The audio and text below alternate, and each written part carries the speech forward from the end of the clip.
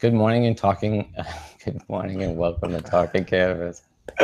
Oh, it always has to start off. I hope everybody's okay. Good morning, Kenny. Good morning. Good morning, Tom. Good morning, morning. Etienne. Good morning. And everybody watching, thank you for tuning in.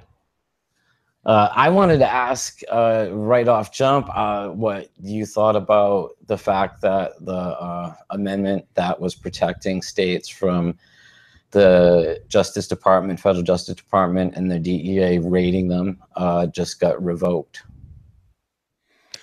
Well, it got initially, everybody thought it was going to happen immediately, but now it looks like it's going to be December because of the debt ceiling and subsequent stuff they pass. So we got 3 months to try and deal with the probable reality. Who knows? Somebody may make a deal that it gets extended even past December. Well, it started off. It looked like we were thrown under the bus on a backdoor deal. Initially, it looked like on Thursday, and because there's all of a sudden the quiet deal that was done between the Democrats and the Republicans, where Pelosi and them got a deal going on with Trump, and out of that, Bloom. Let's see, it's the Rohrabacher Farr Amendment. So Rohrabacher, who is a congressman out of California here. Dana Rohrabacher, he's a Republican. Correct. He is a Republican. And he was told that they were not going to renew behind the scenes, that they were not going to renew it. So he gave a very impassioned speech on Wednesday trying to persuade the Republicans not to do so. Come Thursday, they pulled it. Then yesterday, the Republicans and the Democrats in the House and the Senate voted to continue those and add them back into the budget that is continuing the emergency funding of the government. So it has been continued, and it looks like it will be continued potentially into the future, because it looked as if it was dead legislation. And then Rohrabacher and swore that he was going to restart legislation if that was the case. And the House and the Senate took it up yesterday. So we are temporarily, at least until December, we don't know if we will be a bargaining chip or not, but them punting it put so many other issues to the forefront that we are, either low-hanging fruit, or we're just buried with everything else, or everything's going to be excluded. We don't really know yet, but it is a very positive sign that it is continued at this point. Yes. Well, I hope they do have a hearing on it, and I hope the outcome's positive. It just, this is the kind of thing I think we have to watch out for, because, in the middle of a storm, it's almost like a distraction, and then they come along and something like this happens, and, people... Go ahead. It shows us the diligence, is the eternal vigilance is the price of liberty. And the reality is we have to, we can't stop now just because these states have become legal, these states have become medical. It shows us that we still have a lot of work to do. The activism and activists still have to change things locally, to change things statewide, to change things federally. And if you don't think the momentum that we have built from medical helped to change recreational, that is now changing things across states that would have never considered recreational or medicinal, are nothing but lining up, to get in on the, the green rush, so to say, because they've seen Colorado schools being rebuilt. They're seeing, I saw a story the other day on how this school that had dilapidated now getting a brand new school and gyms and swimming pools, all due to, the taxation that they've received dealing with cannabis on the recreational and the medicinal. And when all these other states are looking at cutbacks and looking at losing, let's see, what do we cut? Do we cut, the police, or do we cut the, city council? They're looking at any ways to look at raising revenue, and the successes of Colorado, Washington, and other states have really shown the way for these politicians, because where they would have never entertained the idea of now seeing the successes, which we hoped to see in the past, but now we're seeing, and now have proof that we can take these, and people who are watching can take them to their local city council, can take them to their, representatives, and start, affecting change locally. That's how we've all done it, and it's really affecting change on the national level. However, as far as we think we've come, and as egoed as we thought we have really taken this toothpaste out of the tube, this type of reaction by the government shows us how very fragile this reality still is, and that we still very much live in a cannabis bubble that we have to extend further and faster and harder and wider if we're really going to survive. And we have to stand tall now, and we have to get active and really push for this future. Otherwise, as we saw from this, how very quick it is to snuff it all out. The other thing that pisses me off is the prohibitionists get rewarded and appointed on the boards and commission that actually regulate. So they throw, things in the spoke of the wheel being on these boards and commissions. And that's, again, what you said, we got to be vigilant and get our people on the boards and commissions that regulate legal cannabis. Yes, and I think that, it's interesting when you look at who's pushing this, a Republican, because this really should be anybody who's a fiscal conservative should look at cannabis prohibition as being upside down, because it allows this huge group of people to go untaxed and unregulated, and it doesn't make sense. I mean, if you really want to collect the taxes, a sin tax off of what they're overtly doing anyway, the only way you can get that money is if you regulate their activity and allow that activity. And that's what they're starting to see, because I think that the numbers coming out of Colorado, Washington, they're making even the staunchest Republican conservatives look twice at the drug war numbers and think, what are we doing here? This is look at how much Colorado's making, and look at how much we're spending. Look at how much our police are distracted. I mean, because that's another thing that's kind of going unspoken. It's in all the states where cannabis is legal, the cops are not distracted busting your 13 or 15 or 18-year-old with some buds. I mean, now they're able to actually do more police work that actually can benefit the community, rather than just chase after people that are smoking some weed instead of drinking some beer. And I think when you start looking at it from resources, the standpoint of how are we best using our resources, cannabis prohibition just makes less and less sense all the time. And there's got to be a way that we can convince the federal, our federally elected officials, because really it's going to take half of Congress and the president to really change the big problem we have right now, which is ultimately federal prohibition. Because even with all the advancements we've made in the state, until we're at a place like alcohol is, where Jack Daniels can sit in Lynchburg, Tennessee, and ship their whiskey all over the world, we're going to have a black market and an underground scene, because we can't be like Jack Daniels and just legally ship to wherever that wants to buy the product. And we're going to have to get to that place. Well, that's where activism has to kind of be focused at now. We are arriving there, though, because not only do those states legalize, they regulate it. And by putting in regulations and setting up a regulated market, it has really opened the other legislators' eyes up to what is possible in a regulated community, where it's just treated, as we said, just like any other normal SKU on a shelf. You know what I'm saying? And it's becoming that. And Colorado was the guide for Washington to a certain resolve, because Washington stayed a little slow, but Oregon saw what went there. California is going to regulate, looking at what's actually transpired there.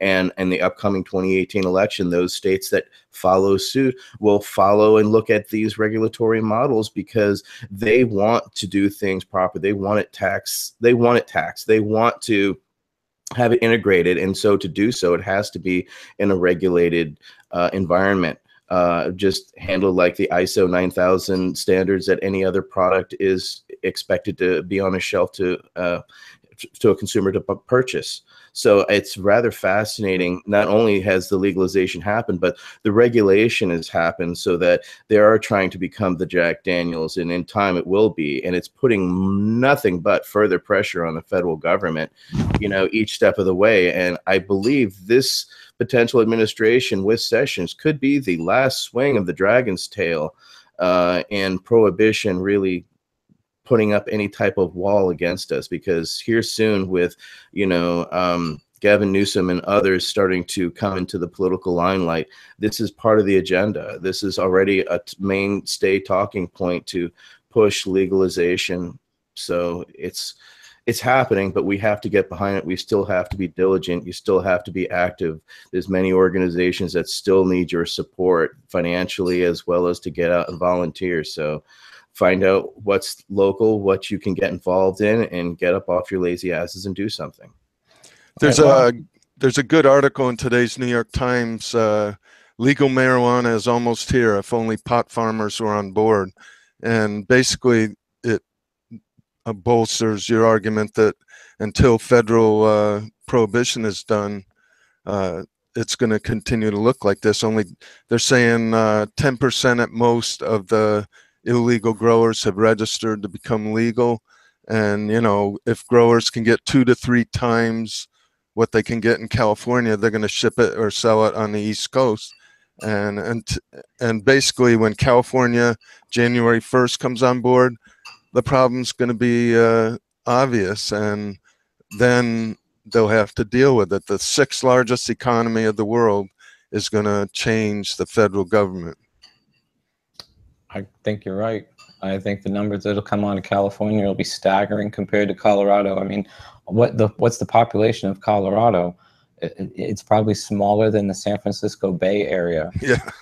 You know, by millions. So the numbers coming out of California are just going to be incredible. I think it's going to turn it all upside down, because I think it is a numbers game. And I think people looking at this are going to look at it factually and just say, why are we not, you know, treating this? And, you know, people in the chat room are talking, and I'm not advocating alcohol.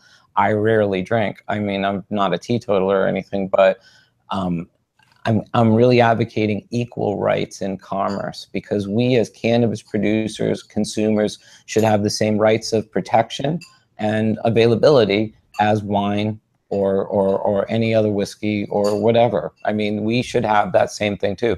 We should pick up a bottle of whiskey or a bag of pot and not have to worry about it being tainted with, you know, growth hormones or some pesticides or whatever.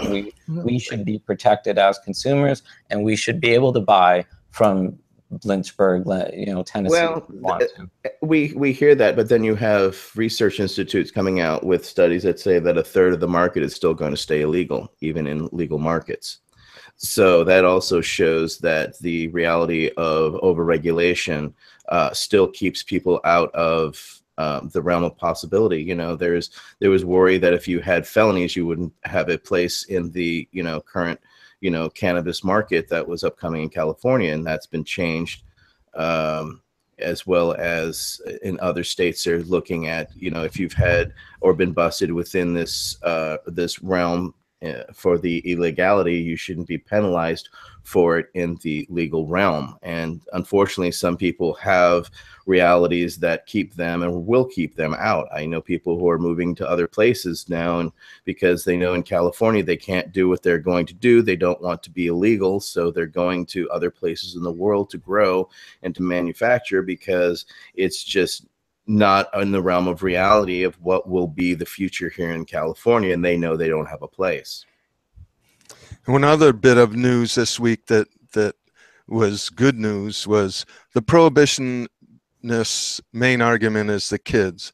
And a federal study just came out this week that showed since legalization, teenage cannabis use has dropped. And so their main argument is full of shit. And, you know, they'll pull lies and say it's not true, but it's a federal government study.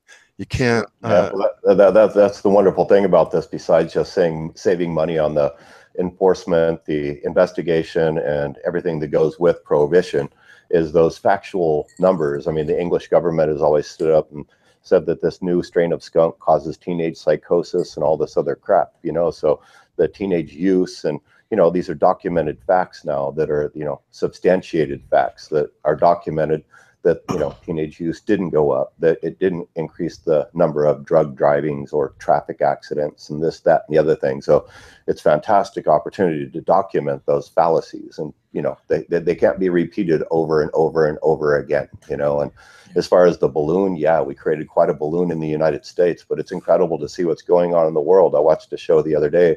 They had a marijuana magazine in Thailand. And I encourage you to check it out. It's pretty cool.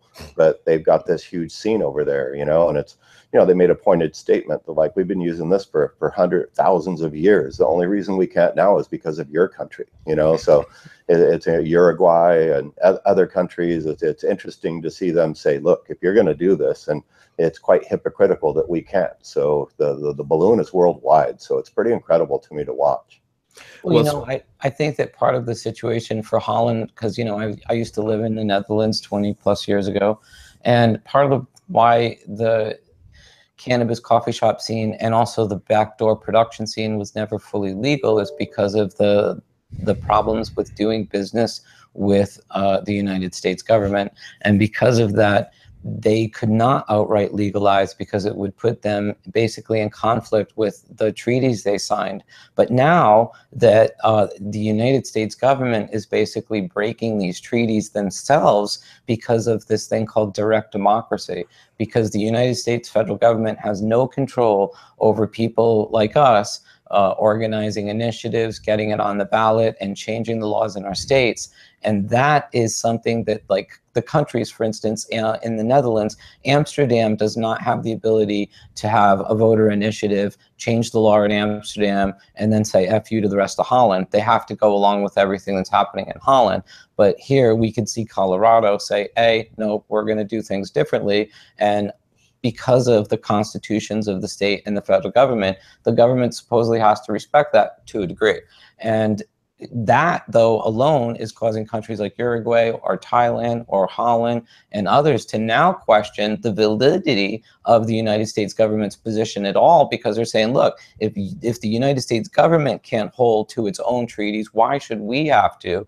And I think now we are going to see countries like Uruguay absolutely legalizing and saying, what are you going to do about it? The same thing you're doing about Colorado, Washington. You're impotent. You can't do anything about these states, because really what needs to be focused on is this is a states' right issue. States should have the right to legalize, and the federal government has to respect and acknowledge their rights as states to do so. It's really a tenet of the Republican philosophy.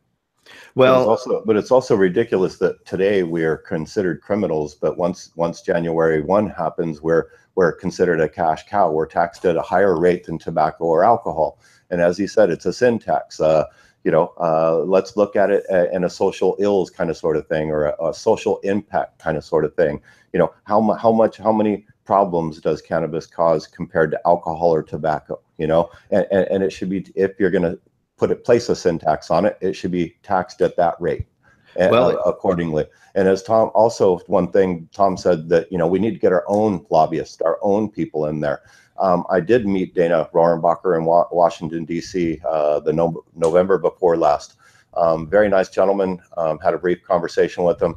But given that he is from the Republican Party, et cetera, I'm surprised that more people haven't donated to him and funded him and helped him push his agenda. Because if you give him a big pile of money, he goes back and says, look, these people are giving out handfuls of money. Now, I realize that's a corrupt way to do things, but let's face it, our system is corrupt. That's what the pharmaceutical companies are doing, and everybody else is doing as lobbyists. So we need to get behind and give big piles of money to Senator Rohrabacher and Kevin McCarthy and other Republicans that are in power that are going to help change these laws. You know, that's, you know, as well as, you know, thinking off the cuff. You know, I had a conversation with Todd last week that, you know, I mean, if you just look at the hypocrisy of the whole thing, you know, I mean, how the government, the DEA refused to reschedule cannabis based on the words of the FDA citing that cannabis had no medicinal value.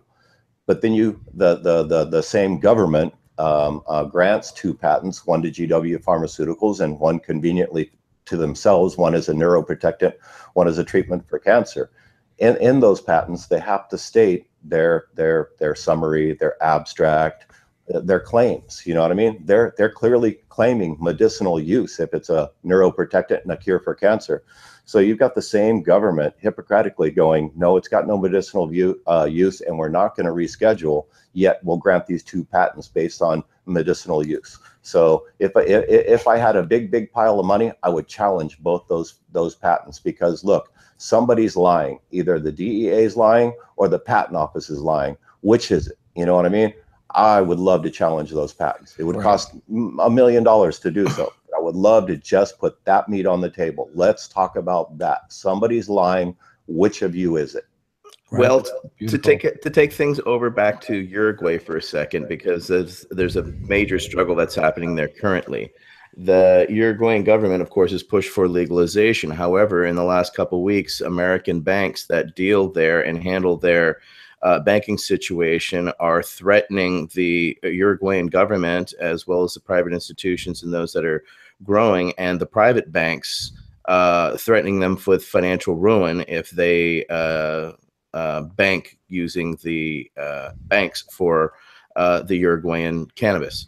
Yes, they're bullies. They always have been. This is what's happening, though. This is the influence that the treaties are falling. So you're seeing financial blackmail taking place. So that's what's basically open blackmailing is happening by the American banks to Uruguay currently. And you can write to your banks, you can get involved. You know, besides, I agree, we have to start supporting these politicians. We have to start lobbying, but at the same time, we vote with our dollars every day. And if you're you need to look at these big banks that are actually supporting this prohibition. And if these are the banks that are actually supporting the prohibition in Uruguay, you can move your money into local or small private banks and move them away and financially hurt these banks over time. Tell your friends, your uncles, your nephews, and everybody else that supports. If they're buying weed from you, they need to be knowing what's going and actually start pulling their money out of those banks that are actually affecting the change.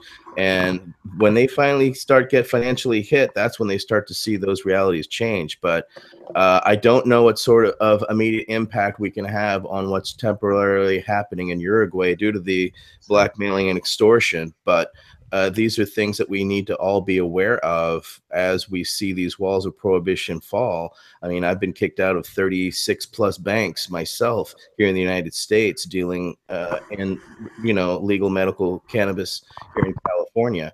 And now that they have legal adult use there in Uruguay, they should be able to financially be safe, because there shouldn't be people being killed or murdered, because these are large cash businesses. And I'm afraid it's going to take some people's lives being taken before the institutional change happens here in the United States, much less the influence it'll have on other banks around the world, because we need to be able to bank. It's hard to have 85 employees and to be able to pay them, do their payroll and pay their insurance. We need legalities. We need equal rights. Yes. But I think what's going to happen is January 1st, when California comes on board, we've already heard LA, Oakland propose city banks. Prohibition may spurn creation of these city-backed banks, which will start competing with the Wells Fargo and Bank of America. And cannabis may spurn this whole new banking industry. So that's potential good. Only to a degree, because I'll be blunt up. They can open their own little banks and they can have state insurance. The problem is there's no credit card processor is going to be able to deal with them, because they're located in New York and that's interstate commerce. So you're going to have banks that are also cash only, and that's going to suck, because someone cannot walk in there with their PayPal debit card or their Wells Fargo card or their credit card and then make a purchase, and that we're still going to be in the shit position. And if you use FDIC used bank, you can't bank you can't. Insurance. It's going to have to be a state-based insurance company. And the problem with that is, I lived in Rhode Island when Rhode Island had a problem with the banking crisis, because, back in 91, we woke up January 1st, 91 with the governor shutting down all of the banks that had this state-based banking insurance, which was Rhode Island Depositors Insurance Corporation, because they didn't have enough liquidity to cover a bank loss. Somebody had claimed a $12 million loss because the president of the bank walked out with the money, and they had to legitimately pay this loss to this bank. The governor stepped in and said, well, they don't have enough cash to handle all the other banks, froze all our banks, fucked us all over. We woke up to a banking nightmare. And all the banks with the great rates and the long hours,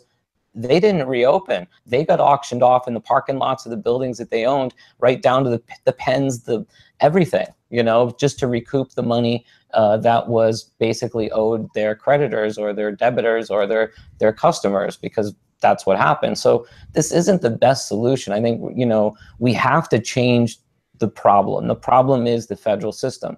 But I will always reflect back to, you know, what Jack Herrera always drilled through me, which was petrochemical, pharmaceutical, alcohol, tobacco, all these big industries are fighting you right now. And if you don't realize that they're behind the scenes funding the war on drugs, they're the ones leaning on the banks. You know, when you're depositing billions of dollars into your bank, you can turn and say, excuse me, sir, could you do something about this? This is bad for our business.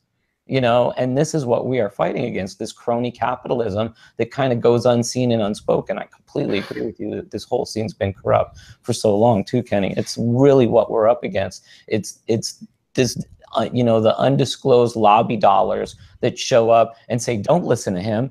Don't listen to how rational or how scientific or how reasonable he is. Look, we make a lot of money, and if you legalize pot, we're going to sell less alcohol, or we're going to sell less pharmaceuticals, or whatever, and don't let that happen because we'll lose money. That's what really is funding prohibition right now. And if we don't wake up to it, and like you're saying, Etienne, vote with our dollar, find out who the companies are that are actually not supporting the things we believe in, like our lifestyle, like our freedom, like our use of, you know, homegrown medicine. Don't give them your money. That is, I know, a simple thing to say, but it's huge. Todd, do you really think that there's enough marijuana smokers that give a shit? Because most marijuana smokers are pretty apathetic, but whatever. No, I completely agree to make a difference, because what are we, 10% of the population at the most? I completely agree with your pessimism. And, you know, but apathy can't be the solution. Well, I agree. We have to try to do something. That's for sure. Right. I want to say good morning. Thank you for joining us. I kind of wanted to change the conversation over and kind of talk about Tom this morning. A lot of people watching may not kind of remember these like we do. When was the first time you got your hands on Sinsemilla tips? 1983. 83. Wow, you beat me by a few years. Mine was in a Providence bookstore, and some older kids brought me in there and kind of snuck me in. And when it was funny because they were looking at porn, and I found a Sinsemilla tips, and I was smitten. I bought all the ones they had. My friends were like, "What are you doing? You know, not buying porn?" And I was like, "No, this is better than porn." I saw my first one in '89 in West Virginia. One of the dreads had a copy. It was like, this is information here. And to this day, I have every issue, and thank you very much, New Moon Publishing. Yeah, my garden store was Full Moon, and my publishing company was New Moon. I love it. I love it. Sam, when did you first see a Sinsemilla tips? When was the first one published, Tom? April 1st, 1980. Okay. I got in my car and drove down the Emerald Triangle and stood on street corners. Yeah, I didn't get the first one, but the second one I bought when it was out, and I also then found a copy of the first one. But I've got copies of every single issue. You guys, you and Kenny, I love it. You know what really struck me, Tom, is how few people like you there were at the time. A lot of people look at cannabis information now as being really abundant. I mean, you can watch people do grow videos on YouTube. You can read about it, everything. But back then, High Times was really a drug magazine, not really cannabis only. And they didn't have any cutting edge information about the cultivation of cannabis at all. They, you know, more likely to have cocaine on their cover than they were a good article about growing. You know, why? Why did you? How did you have the foresight, and why did you start Sinsemilla tips? How did it happen? It was all because I got busted with 1,230 plants, and the the search warrant was dropped. So 3 sheriffs stole it, the evidence, and got arrested by the state police. And in their legal proceedings, the district attorney suggested leniency to the judge because they suffered enough, and he suggested 3 months probation, and that's what the judge gave him. And I got outraged that I was facing 20 years and 100,000, and these public servants that swear to uphold the law got 3 months probation. And Tom, so, did they actually make any money from your No, they got arrested because they had been stealing evidence for a while, but mine was they stole a lot of evidence. And so the state police had been watching them, and the state police swooped in like a couple weeks after the whole thing happened. I got busted in September. The charges were dropped in mid-October, and by November they were busted. And and they immediately pleaded no contest, and that's when the DA suggested 3 months. So I just, under a kerosene lantern in the one-room cabin up in the hills where I got popped, I started typing on a typewriter and just put out this real funky first issue.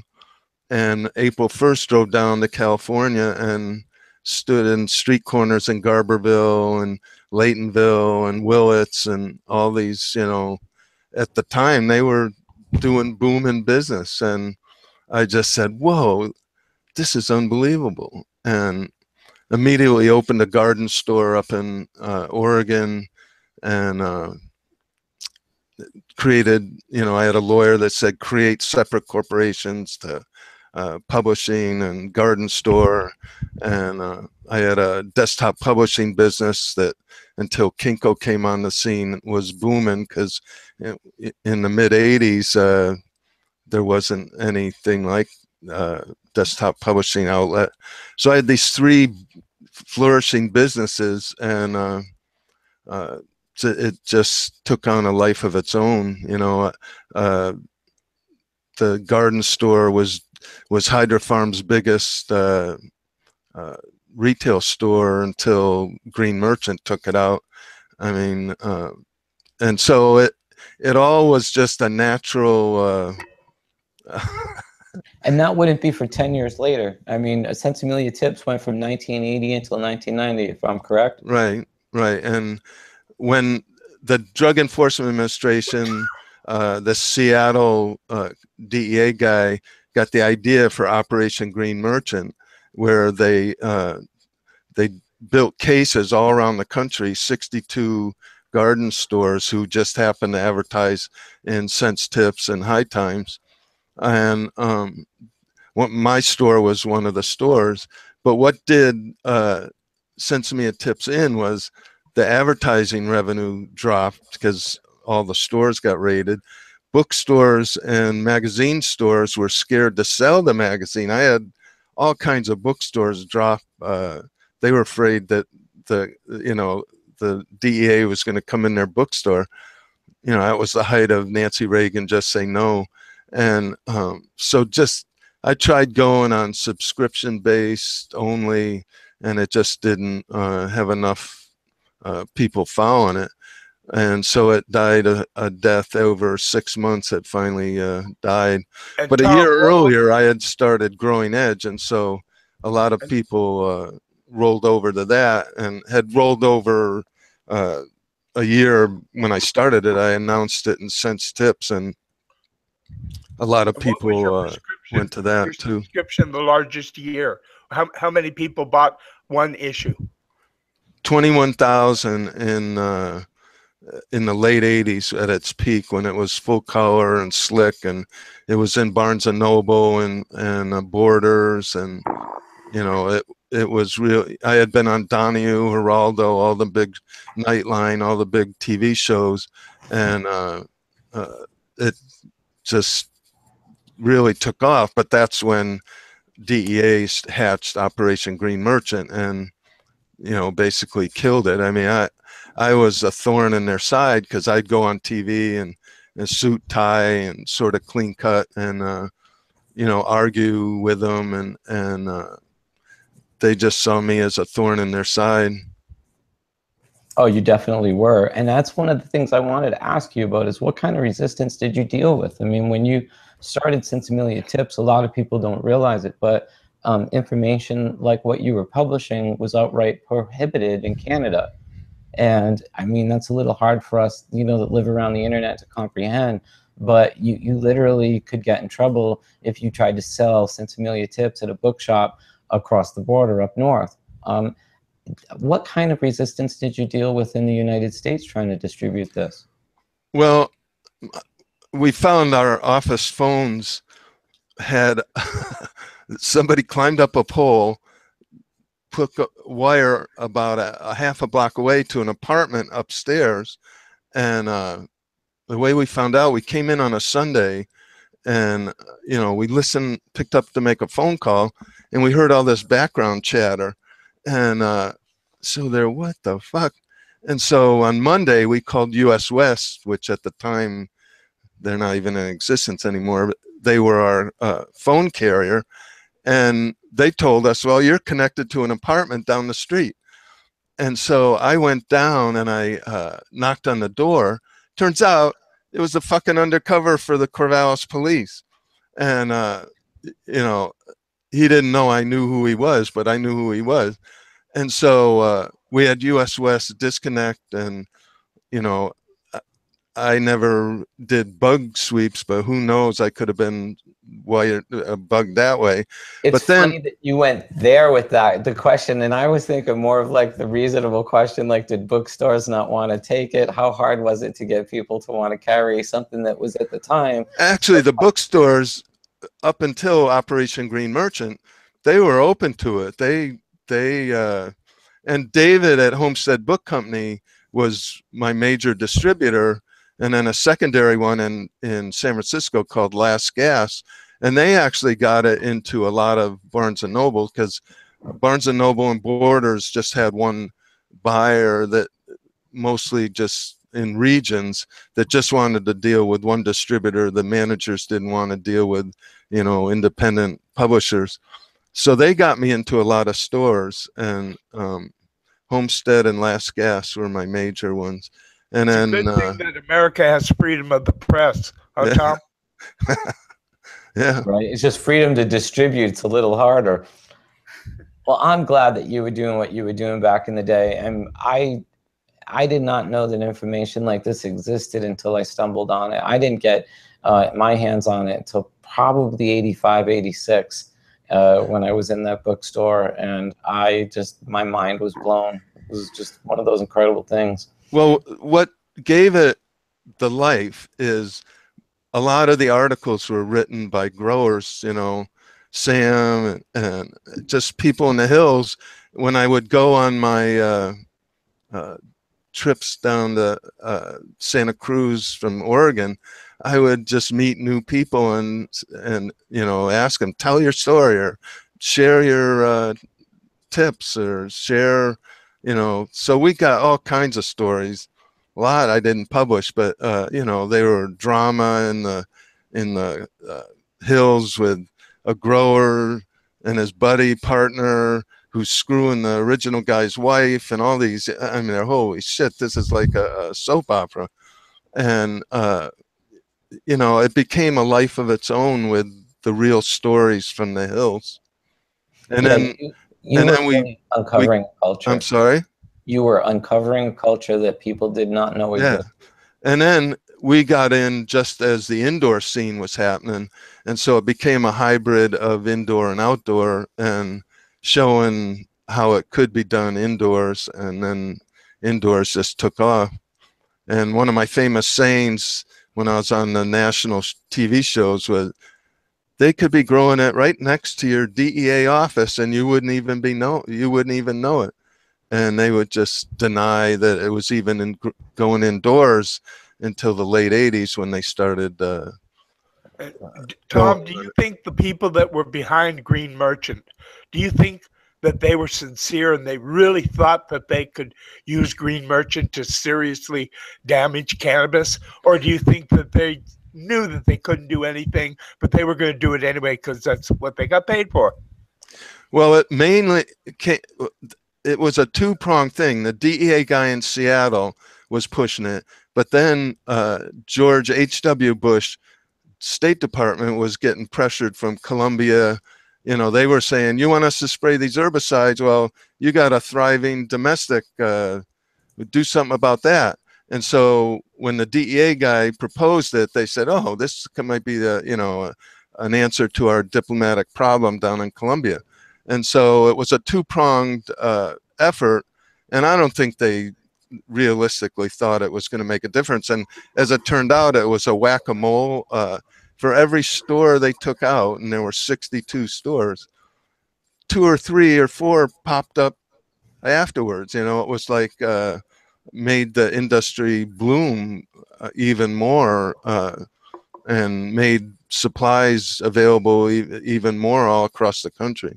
Now, the truth of it is, Tom, is that when people started growing under artificial lights, making clones, and having good seeds available, they already lost the war on cannabis. They just didn't realize that. Maybe it took them 10 or 20 years, but even now that some of them won't admit it, but I think everybody knows they lost. Well, yeah, I agree with that completely. That they didn't even know the undercurrent was so strong. They didn't even see themselves getting pulled away from their whole mission. But they whether they believed it or not, they wanted to keep getting the budgetary money train, and you know, basically, absolutely, it's sucking on the big tit of big government, and you know, that's going to be another one of the arguments that makes it go down. You know, that they're just wasting our tax dollars. And well, that's why the Rohrabacher Amendment created what it did, and it took the Right. money away from, it took away their financial ability to come in and harass people in these legal states. So we're hitting them already where it hurts, but we have to. It's a big tit that they could suck on, both the state government, the county government, the city government, police, all these people. What they it's really crazy. Of course, they don't want to stop it because it's like welfare for the pigs. And it's more than them not wanting to stop it. Like, you know, Kenny was pointing out earlier, there is a line of people standing there with briefcases and checks and donations trying to get their point across to these people. You know, we, with our cancer stories and, you know, hey, listen to my brother, he had AIDS. It's sympathetic for a minute, and then we walk out of their office, and the next guy walks in, plunks down $500,000 and says, hey, I need your attention on this matter. And if you want to get reelected, you better friggin' listen, because I'll go into the next guy's office and dump $1 million on his desk, and he will listen to me. And this is literally what we're facing. And, you know, it's funny because you mentioned about the kids earlier, Tom, but it's really the kids that are going to end up ending this, because, you know, cancer doesn't card. And if it wasn't for kids like me getting cancer back in the 70s and having very positive effects with the use of the cannabis, I mean, this is why my whole life has been dedicated to activism, because cancer stepped on my toes, caused me to react, and my reaction's been trying to help other people get the same medicine that helped me. And when you look at all the kids that are getting positive effects from the cannabis their parents are giving them, that is an amazing ripple effect. Because, I mean, what parent doesn't melt when they see a child suffering get relief? And this is, to me, this is going to end it all, because, you know, it was, you know, protect the children, and now it's going to be end prohibition, protect the children. We need the access to this medicine. definitely. You know, and no one's going to deny a kid medicine. I called my San Diego Compassion Club a compassion club, unlike what Dennis was calling his in San Francisco back in the 90s, which was a buyer's club, because I felt like the conversation really wasn't surrounding capitalism. It was really a question of compassion. Who was going to deny a child or a loved one something that they needed to relieve themselves of a medical condition so extreme? And so this is what I believe we all have to tap into. It is a question of compassion more than it's a question of capitalism. I'll bet we'd literally be astounded at how much law enforcement, judges, or people in government, you actually go behind the scenes and get CBD or THC or whatever have you for loved ones. Oh, yes. You know, I mean, actual policymakers that have literally voted no for these things, that have actually circumvented the law and went and provided those for a loved one or a family member. I'll bet we would be shocked. Because cancer doesn't, you know, there are no Doesn't borders. discriminate. No, yeah, it will go into any family, at any wealth level. It doesn't matter. Disease is affecting us all. This is why I think there's so much true support for medical cannabis, because like you just point out, so many people are behind the scenes, you know, worried about losing their job, worried about the stigma, but in reality, they're more worried about losing their life. And that is what boils down to, you know, that little saying the kid said, I'd rather be illegally alive than legally dead. And this is what a lot of us are facing. You know, and when I got sentenced to 5 years, I didn't go to my sentencing groveling, hoping to get a shorter sentence. I went in and basically spoke my mind for 45 minutes before he sentenced me to 5 years, because I felt like what I was doing was so right. And I felt like, you know, the biggest fuck you to the system I could, because there was no way what we were trying to do or what I was trying to accomplish by saving myself and others was wrong. So screw them. And, you know, and I would go back and I would do it again. I'd self-surrender in a second, because I would never stop cultivating cannabis for myself or trying to help other people. Because once you're affected by it, no way, you're going to die anyway. So I'd rather live my life bold than just get shit on by the government and be afraid of the ramifications of their little jails, you know, because really anyone listening, jail was a joke. Tommy Chong called it Camp Boredom, and he was right. So don't ever be afraid of standing up for yourself and going through the system, because if we all did, the system would break. And to plug Tom's book again, just so you know, they did a compilation of Sinsemilla tips.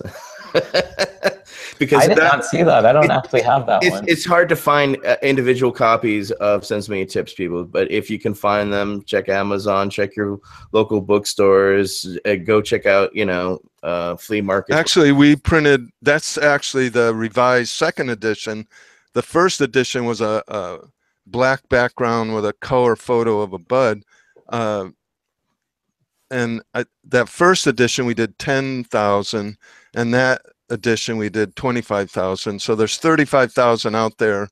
A lot of them I see on used bookstore sites and stuff, and it's a good compilation. I'm actually thinking of doing an updated third edition and put in some original stuff about you guys and about other people I know, and so it would be more of a revised, updated edition.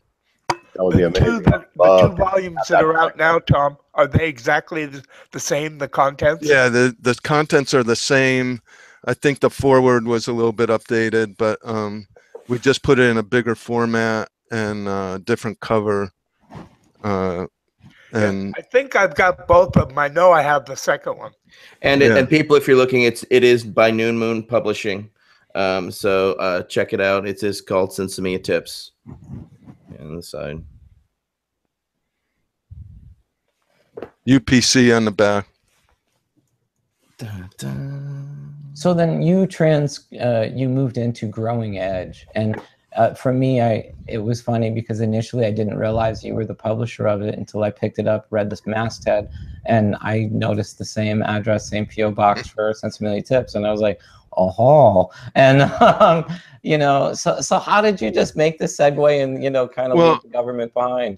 When they passed the drug paraphernalia bill of 1984, I noticed in there they had metal halide lights, hydroponic system. They listed all this stuff that I, you know, sold and Tips talked about and stuff. So I said, those fuckers are going to go after, you know, hydroponic stuff. So it took me a few years, but then in 1988, a year before they did Operation Green Merchant, I launched Growing Edge. And, you know, I did both magazines on a shoestring. And with Growing Edge, it was a lot easier to launch a high-quality magazine because all the major advertisers in Tips and even some not in Tips advertised in Growing Edge. And they paid me in advance because they trusted me. And so I was able to raise the money just from ads. I didn't have to borrow from anybody or anything.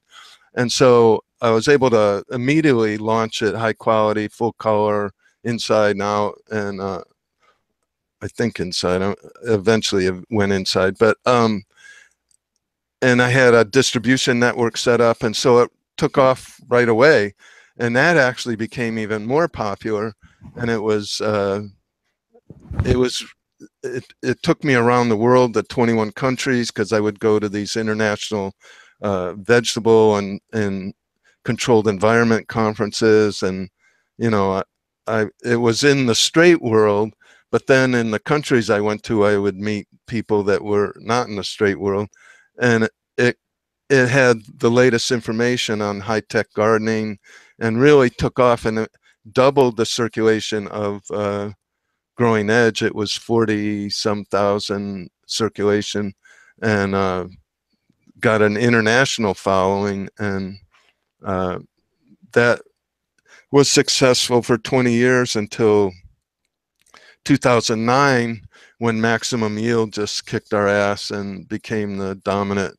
And then I had a drug-addled employee put all the wrong ads, and so I had to either do a make-do or pay people back for that issue.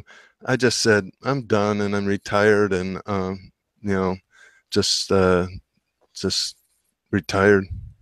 Wow. But it was a good run of 30 years, of publishing information and going to wild parties and going to conferences all over the world and meeting research scientists that were all stoners, not all, but somehow the stoners would always, it's like, cannabis radar, you become coagulated with all these people that also consumed, and scientists from all over the world, Netherlands, Germany, New Zealand, Australia, and good times and stories was had by all. Well, we thank you. I mean, for those of us that got to tune into what you were putting out, it was really helpful, really practical, information for people like me that, ended up turning it into a career. I mean, what was a magazine and casual reading to a lot of people was really like my study space, because I couldn't go to school and learn this kind of cultivation information, especially in regards to it being applied to cannabis cultivation. So this really... I've had people in Humboldt, Mendocino that, first started reading when it first came out, when I went down to those street corners, say, I bought the farm because of you, or I bought acreage, and that made me feel really good that I help people make their lives better. I bought metal halide lights because of you. I moved from fluorescent lights to big lights because of Sinsemilla tips. I mean, so some of the information you wrote about in these magazines literally fed 3 generations, Tom. You know what I mean? It's incredible. I mean, I could pick up any of these copies right here, and there's probably 15. And there's techniques that are written about there that are still utilized today. I mean, and then on to, the migration. Okay, that was kind of like, there's the basic fundamentals, but then Growing Edge took it to a different level. Growing Edge and Practical Hydroponics for me were the go-tos. They really showed real-world scenarios of large-scale horticulture. You did go to large-scale production facilities and made the comparisons, kind of sort of thing. It was written from the perspective of someone who I knew to be a cannabis enthusiast that was writing about straight, legit crops, but you could see the correlation.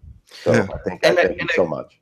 And you taught us all kinds of unique things about the permaculture all around the United States, such as you ran an article in West Virginia and how they actually grow wasabi. And that was a very fascinating article to me because, one, I lived in West Virginia, but I didn't realize that they had the same area of a prefecture in Japan, and that they could actually grow, and that a few of us have actually tasted real wasabi. 99% of us, we've only had that green ground horseradish as a true wasabi, and that blew my mind. And how he sells it to only 6 places in the world, and one is one restaurant in San Francisco, and I'm still looking for that one restaurant in San Francisco that sells the true wasabi.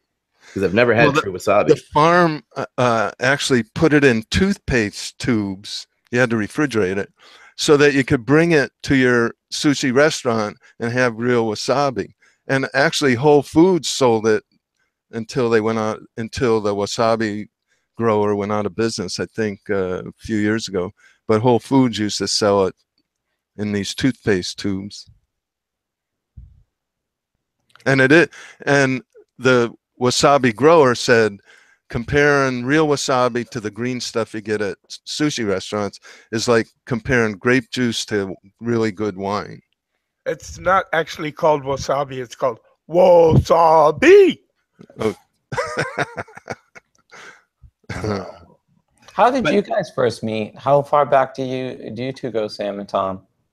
I think it was like 84. Yes, somewhere around there.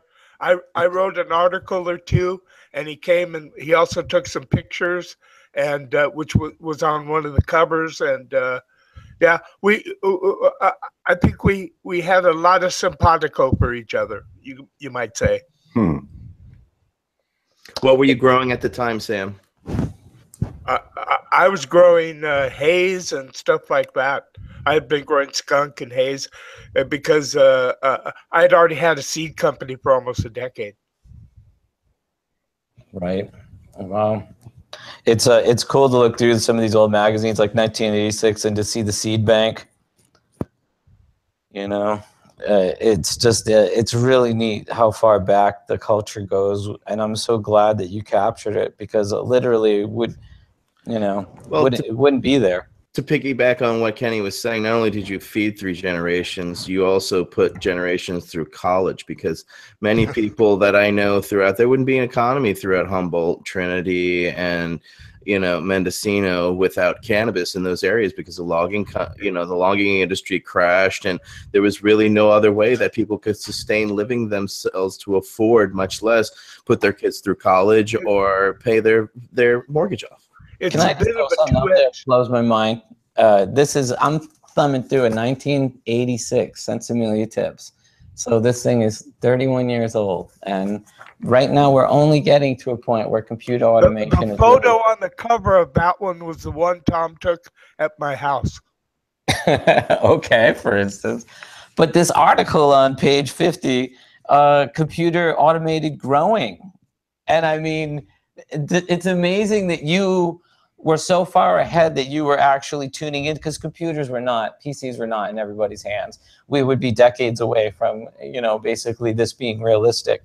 And to see that you have a story about computer interfaces in 1986 really just shows how you were looking for really, really cutting edge information that really wasn't available, and wouldn't even be practical for years to come. But again, it all had a life of its own. It all just somehow came to me from everywhere. And it's because, you know, my distribution of Last Gas and Homestead got it out everywhere across the country. And they really were the ones that did the distribution, which is the hardest part of publishing, getting it out there. I mean, publishing it is easy, but getting distribution is the hard part. And Tom, if you say 21,000 were sold of the best issue, how many reads for each issue?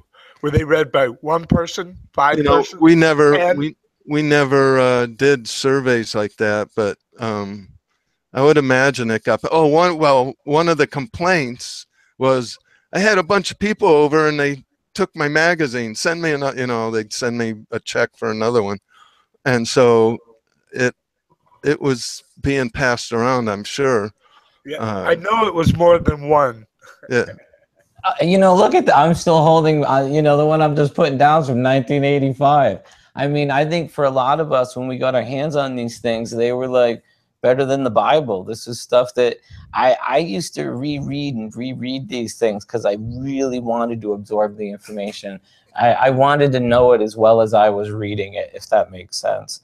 Because again, I had nowhere else to learn this stuff. You were. When I used to get them, I would read the issues, the articles that were relevant and important to me first, and then I'd go back and read all the rest of them.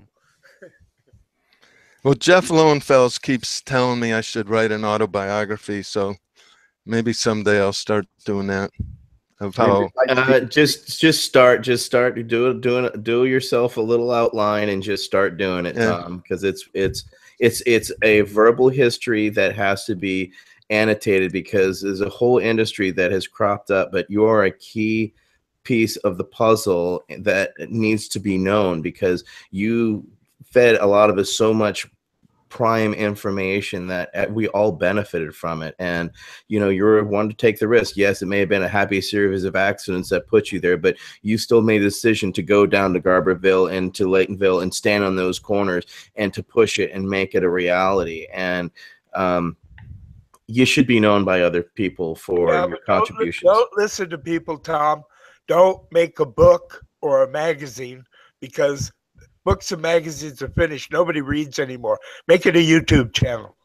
But besides feeding 3 generations and, as Etienne said, sending people to college, you also help other people build empires. This right here is an ad for the Hydropot, and this magazine's from 1984. And I had gotten my first grow system from that ad in High Times magazine. I had grown with that hydroponic system. And there's a picture of it. Was that with applied hydroponics? No, that was with the Hydropot from Hydro Farm. That became. Well, but they were called. Look at the ad. I think it's applied hydroponics. Yeah. But that was the name of Hydro Farm. And when Green Merchant happened, they renamed themselves Hydro Farm because they were scared. Well, we were promoting it as applied hydroponics, and we want to. So they created a whole new corporation and formed Hydro Farm. But literally, I credit you for helping build that empire. I mean, which is an empire. Well, I think Stuart and Peter realized that, but I think a couple of months ago they didn't totally sell out, but they have a venture capitalist that's bought a chunk of the company, and they didn't really advertise that fact, but it's not wholly owned by Stuart. I found an article by Ed back in the day, and you have these little bold blockouts, and one of the bold blockouts in his article is commercial growers want plants that come in early, no matter what the quality of the hive. And I believe that Ed believed that back in the day. I believe that wholeheartedly. Now it's completely the other way. Is that Ed Holloway? No, Rosenthal. Rosenpfeffer. Holloway. No, Ed Holloway didn't write for Sinsemilla Tips. Did you ever, Tom, encounter Ed Holloway? Ed Holloway was a much older gentleman who taught Bernard Brunning in Amsterdam in the early 70s how to grow seedless. He was already an established seedless grower and breeder going back to the late 60s, early 70s. I think I met him once in the 80s, but I didn't, become friends or anything with him. But I only met him in passing. That's neat. You met him. He had a very interesting story. He was out of Grants Pass, which is why. I met him. That's where I think I met him. Is down in Southern Oregon. People don't realize it, but he's now since passed away. I got to spend the better part of a year plus with him in Amsterdam. But he was on the team of researchers who broke the speed of sound out at Edwards Air Force Base and took an early retirement. And it was his kids coming home from Vietnam in the early 60s and bringing some of those varieties from Vietnam and Thailand back and turning on their dad that caused him to take an early retirement. And he joked that he left his wife everything but a couple of his favorite airplanes and decided to start flying around the world and chasing different cannabis harvests because he had worked with basically the government. He had access to land at their facilities, so he could borrow equipment and he could go out into the bush and collect seeds, and he did that through the 60s. And I think he basically landed in Amsterdam in the early 70s, and he was already at that time 30 years older than the hippies that were there. So they started calling him Old Ed in the early 70s, but he was the one that turned them on to growing seedless cannabis and separating the plants and how to control their breeding. And Bernard Brunning gives Old Ed credit for, teaching them basically everything about cultivation. To be honest, Todd, Old Ed was a much better plant grower, Sinsemilla grower, and I'm not sure how early he grew it because very few people knew in the 60s about Sinsemilla, but a few did. But he was not much of a plant breeder. He did not understand genetics at all. Sure, then that's fine. If you want to say that, I was around him for a long time, and, he certainly collected a lot of different varieties from a lot of different countries. And, when I would hold up varieties to him, he would give me country origins instead of names, as he remembered them. Oh, that's really nice. Well, people in Holland in the chat room talking about him. Well, yeah, he definitely inspired Wernard. Wernard went on and opened what became one of the first coffee shops in Amsterdam called the Mellow Yellow, and then went on to create one of the first grow shops that created equipment for the cultivation of cannabis, and that was called Positive Electronics. And then that kind of got turned into Positronics, which became basically a mini mall of cannabis by the early 90s. It was unlike anything I'd ever experienced going into Amsterdam, where they were selling seeds. They had a coffee shop, they had a nursery, they sold clones, they sold bulk grow equipment. They had people teaching people how to grow by using the equipment and buying the clones. And then they even had a buyback program where if you were to buy the equipment and buy the clones from them, if you were to listen to them and successfully harvest your cannabis, you could bring it back to them and they would purchase it back from you to redistribute to coffee shops that were looking for product. And a communal hash press. Yes, the communal hash press, indeed. The place was really a utopia for all things. And that was also the first shop to be selling silk screens for making dry sift hash. In fact, that was a lot because of you. And Sam, I was introduced to Todd by you there, as well as Ed. Todd, you introduced me to Ed there at Positronics. Yeah. Well, I kind of lived at the place for a while. Yeah. It was the entire week. Well, I was there. We were there the entire time. Yeah. 8 in the morning till 11 o'clock at night every day. When you think about it, it's like a dream because, it was so open and casual and helpful for folks that wanted to grow something for themselves or others. And you can't do that kind of a thing now. It all has to be, undercover. And on top of that, you had to have amazing foosball skills too, because the foosball in the place, you better not step because everybody there could play and they would kick your professionals. Ass. They were pro. No, I love the place too. The place was absolutely amazing. And, I hope to see more places like it replicated as the culture becomes legal and we're able to kind of get together and talk to each other. That's my favorite. That was my favorite part of Amsterdam was, being able to go down to a coffee shop, sit down, roll a joint, meet some stranger from Germany or Spain or wherever. And that's what's happening in Barcelona now, isn't it? The coffee shops have basically fed off that. It's the only thing they haven't really been able to replicate is the growing situation or the communal growing areas, which, and as well as in Spain, they really can't do food. They can do sidebar stuff, but they really can't get food licenses because of the smoke and everything currently. But now that it's legal in Catalan, they may have, because they're going to regulate them further, they may allow that. But there's definitely need for, you're seeing in Colorado, the need for social areas, including in Las Vegas. Now it's legal for all these people to have cannabis and they can purchase it, but they can't go to their hotel or sit in their car and use it. So they need to have social clubs and areas where people can socially gather. I know of bars locally that are illegally allowing people to sit and dab and get high because they need places to socially be. And now that legalization has happened in areas, the struggle is real to find areas where people can go, relax, be responsible, and act accordingly. And Barcelona showed me a lot of the way, from their ventilation systems, from the large seating areas, to having DJs come in, to breaking things down from grams to quarter grams so that people can afford to try every access of cannabis. Not only that, they're selling all the ancillary products that go with it. So If you want a bong or a dab equipment, that's there and accessible for you to rent, or they've got electronic nails for you to sit down and utilize. There's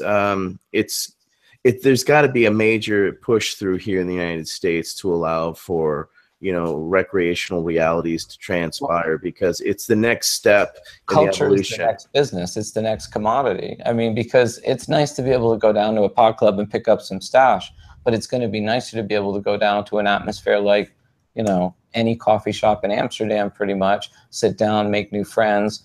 And, you know, it's funny because our restaurant in Positronics in Amsterdam was actually illegal because back then we couldn't get a restaurant license either. So because we had like 50 employees, the problem was they would leave to go get lunch and the place would be a ghost town, and then they get stoned and they come back late.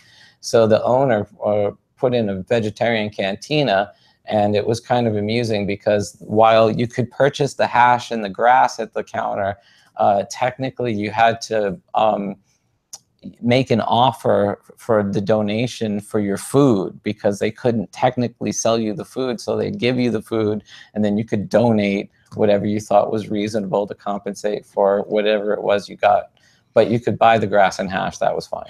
Well, you're seeing things that pop up. I think Dougie from Hitman has set up a sort of a social club where you can belong to the social club and you can come down. They don't sell cannabis, but you can come down and, you know, get high and hang out. And it's a very successful social experiment because people want to get together. They want to be able to socialize. Cannabis has always been shared, social, etc. But now people they want places to gather so they can be with like-minded people. It's kind of the equivalent of a bar, but it's not a bar. They want a place to gather so that they can feel free to imbibe the way that they wish to imbibe and not be treated any different. They just want to be treated like the regular sociological creatures that they are without the stigma.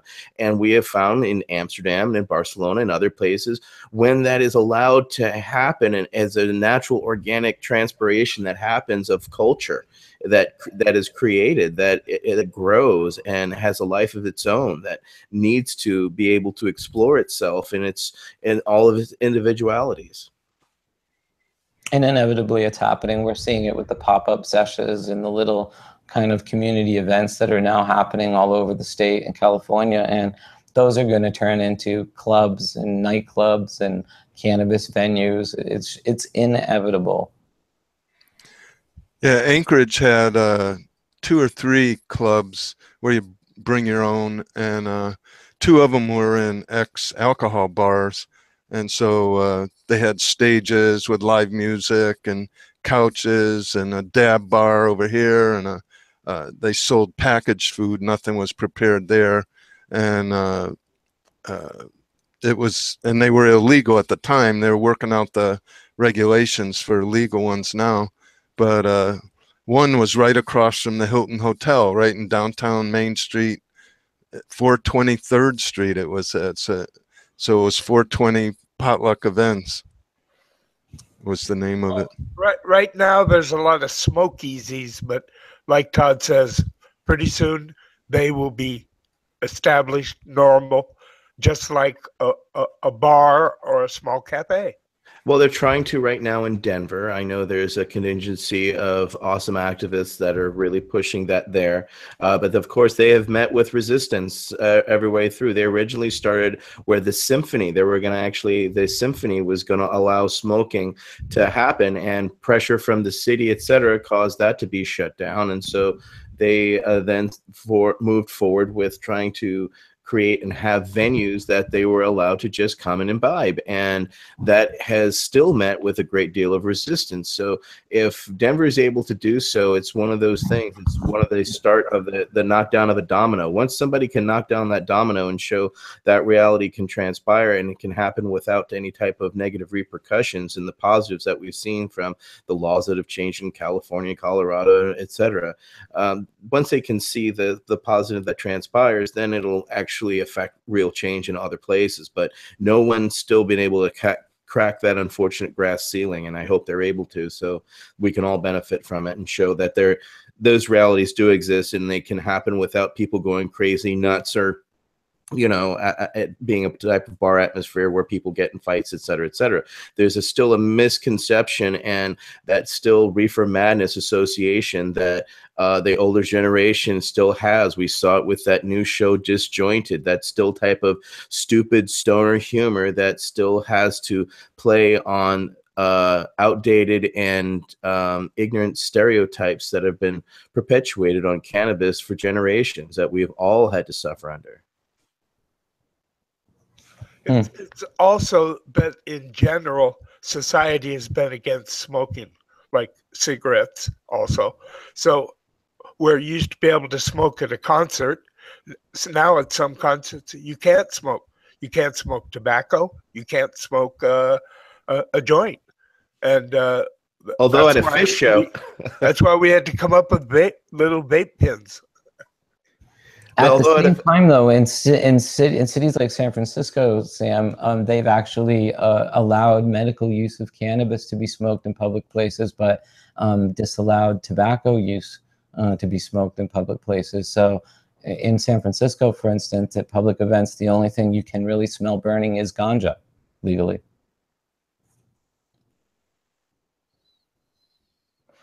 Well, the easy hey, way wait a to minute, do it Tom. is... I think you're right. I'm not sure. Does that? No, hold on a minute. No, we're live, Tom. We're still live. Yeah, the easy way to do it is with a vape pen. You can do it anywhere, anytime, and nobody's the wiser. And it's less discreet with the smoke from a joint. You just have a trail of smoke that's going anywhere. And back in the day, tobacco would cover that. But unless, like I said, you're at a fish show, you know, where you know there's wafts of cannabis also, going on, it's not possible. Catch people in the crowd was joints glow. They would look for the glows, and then they would shoot a spotlight on you. Right. Well, things are changing. You know, we got some cool questions in, and I wanted to ask you guys. People have been emailing them questions. One of the questions was, what's the best way to attempt to germinate poorly stored seeds? Any of you guys? Kenny, Sam? There are procedures where you can rinse the seeds several times, soak them in a very mild hydrogen peroxide type of solution, and then germinate them with warmth and paper towels for a few days. What ratio of hydrogen peroxide to water?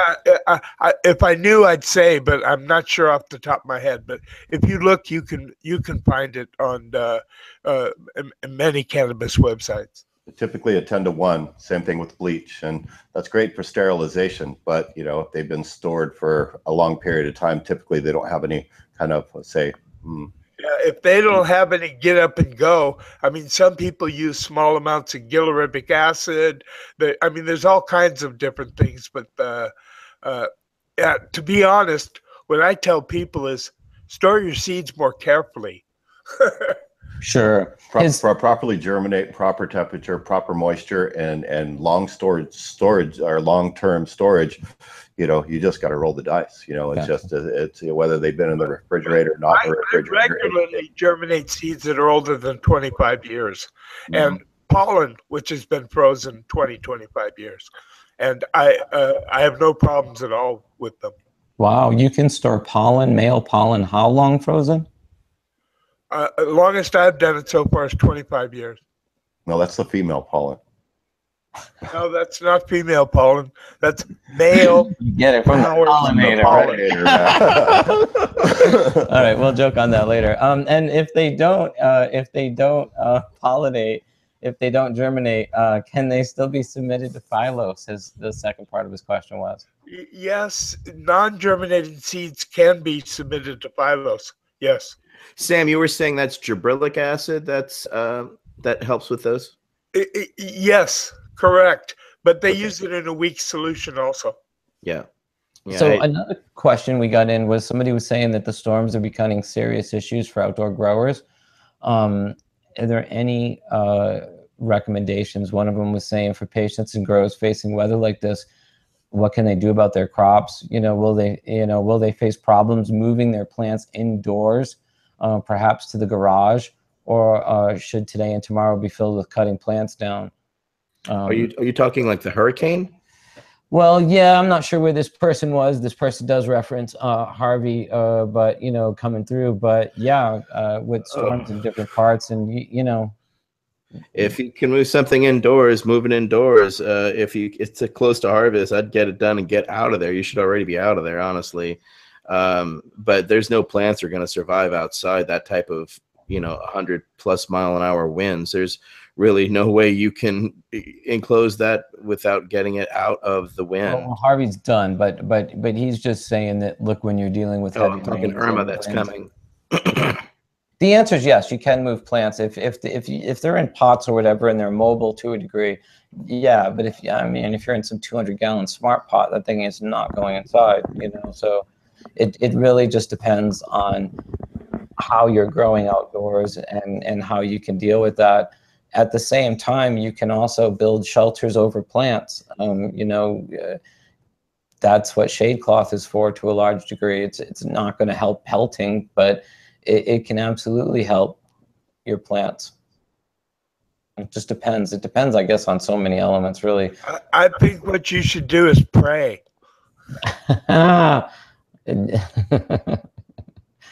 Okay, we'll go with pray. We'll just leave it up to pray. Well, what do you suggest for farmers? Because I know a lot of farmers in the West right now are dealing greatly with wildfires, and they're dealing with smoke and ash. And how do people handle that type of issue if they're going to survive their, to harvest? I think they're screwed personally. I mean, how can you protect, plants from the fallout of forest fires? I'd love to hear it. I mean, I think it's going to taint a lot of the Northern California cannabis here. I think that a lot of people that are growing outdoors just had their basically season ruined. I don't see how you're they're talking gonna wash that off. Oregon, Interesting Washington. to test both buds and extract that were constantly exposed to fire smoke and see what is it that's there, because I know you can smell it and taste it, but I'd like to see what it is. Right, what's actually gets into the crystals themselves, what stays on the plant. Yeah, that's all beneficial. And the problem is, it's not only California; it's all throughout Montana, Colorado, Idaho, Washington, and Oregon right now. I mean, the entire West, if you look at the satellite, it's just stupidly on fire right now. And that affects, because everything from here on over is getting all the wind, which means the fire smoke is getting, wafting all over their plants from literally here to, Missouri. Yeah, absolutely. I mean, and this is interesting because somebody had an issue with male pollen in an article that you posted in Sinsemilla Tips. People watching this can actually still follow. Tom does a group on Facebook called Sinsemilla Tips, which is very informative and I highly recommend. But the article you posted was about contamination from your neighbor's pollen from male plants. And I took the position that you can't stop your pollen in the wind. It's just like, honestly, one of these biohazards like forest fire fallout or bird shit. I mean, you can't prohibit birds from flying over your cannabis crop because you don't want their defecation on your buds. It's just part of what you're going to have to deal with growing outdoors. But I would love to hear your opinions on the contaminating pollen issues. Well, people up in Oregon, my friends in Corvallis, where I used to live, had a real problem north of Corvallis. Within 4 or 5 miles, most of the seedless female cannabis flowers had been contaminated. So, you're at the whim of the wind, and it's going to become a bigger problem, I think, as more hemp growers grow in various areas of legal states. I think that unless you really are serious about growing seedless cannabis, growing outdoors just doesn't work. I mean, it's convenient to grow outdoors for a lot of people. It's easy. You don't have to create an environment. You don't have to put up lights. You don't have to do a lot of the things that indoor growers have to do. But at the same time, you're basically affected by nature on every level. So how can you guarantee you're going to put together a crop that doesn't have bird poop, or a crop that doesn't have fire, smoke, smell from fallout, or pollen from your neighbor's plants? That's what I was doing. Just That's an increased reality, and why people are looking to going toward greenhouse or indoor production still, because you can control or semi-control those environments. I mean, even the smoky air is going to affect the greenhouses, because they still have to use the, you know, depending on how sealed those are. I don't think everybody is up to those large scale sealed greenhouses that you were talking about the other week, Kenny, which will behoove people in that reality. You know, we were joking about somebody we know who has taken, you know, already outdated gardens and greenhouses and trying to make, you know, the best out of that situation. And they already started behind the gun, and they're only putting themselves further behind the gun with each harvest until they actually go to, as you were saying the other day, those absolutely sealed with controlled environments where your air intake is actually filtered, et cetera, et cetera. I mean, that is a reality that is a huge, steep expense that if you don't go through, you're already going to be setting yourself behind the gun, because if you think forest fires are going away, we're kidding ourselves. And it's part of farming life. I mean, if you have early hail, if you have floods, I mean, that's what farmers deal with. Smoke, it's just another thing that a farmer has to deal with. Some years you'll have it, but most years you won't.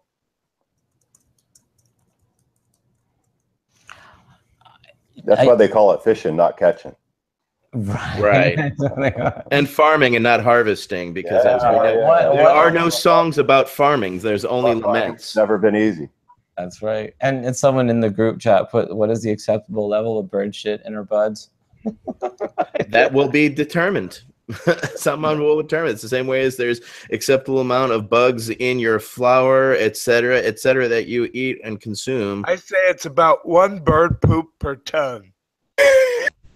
Maybe the guy at the seagull farm has a higher acceptable allowance than maybe, say, the guy at the hummingbird farm. I don't know. Well, it depends. Is it seabird shit? Is it regular bird shit? I mean, you know. Hey, is it beneficial bird shit, bro? It's foliar feeding from above, right? As long as it's organic bird shit, it's fine. What did the bird eat? Somebody posted that they ate a lasagna that had turkey, a vegetarian fed turkey. And I just laughed my ass off. I'm like, the turkey eats better than the people making the lasagna, because it makes sense that the turkey ate healthy, right? Yeah, that just blew my mind. Vegetarian fed turkeys.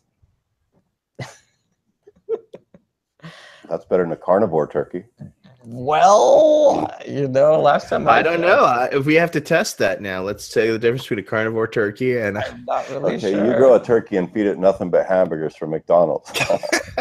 No, I said real meat, not 100% I real don't think beef. natural turkeys are vegetarian. They eat insects on the ground. Yeah, they do. That's They come through my yard. That's right. I have go wild with turkeys. Indian protein. Just don't give a chicken nuggets, because that could be misconstrued as forced cannibalism. Well, I get turkeys through my yard all the time, and they're scratching through the leaves and everything, and yeah, they're just bug centric. Bad place to be a bug when they come through, man. They come through, and there's literally 5 to 10 of them, and they scratch everything. And if you move, you're done. I chase them down the street. I like them, but I like them, you know, a golden brown with gravy and mashed potatoes. Well, I don't want them in my yard because they eat plants in addition to the bugs. Oh, what plants do they eat? Flowering plants like dahlias and you know, ornamental plants. We have a fenced yard, but if they come in my front yard, I run out the door and chase them down. Neighbors think I'm crazy, man, but I just don't want them in my yard. Get some peacocks; they'll chase them away. No, I'm just kidding. Oh, yeah. Peacocks are so pleasant to have in your yard. Oh yeah, they're not people. We're kidding. They're harassing little beasts. No, they're great alarms. They were the alarm before alarms were, because they will hide up in trees. And I grew up around them in Louisiana. So they are great snake control, though, for real. Yes, they will fuck a snake's world up. Yeah.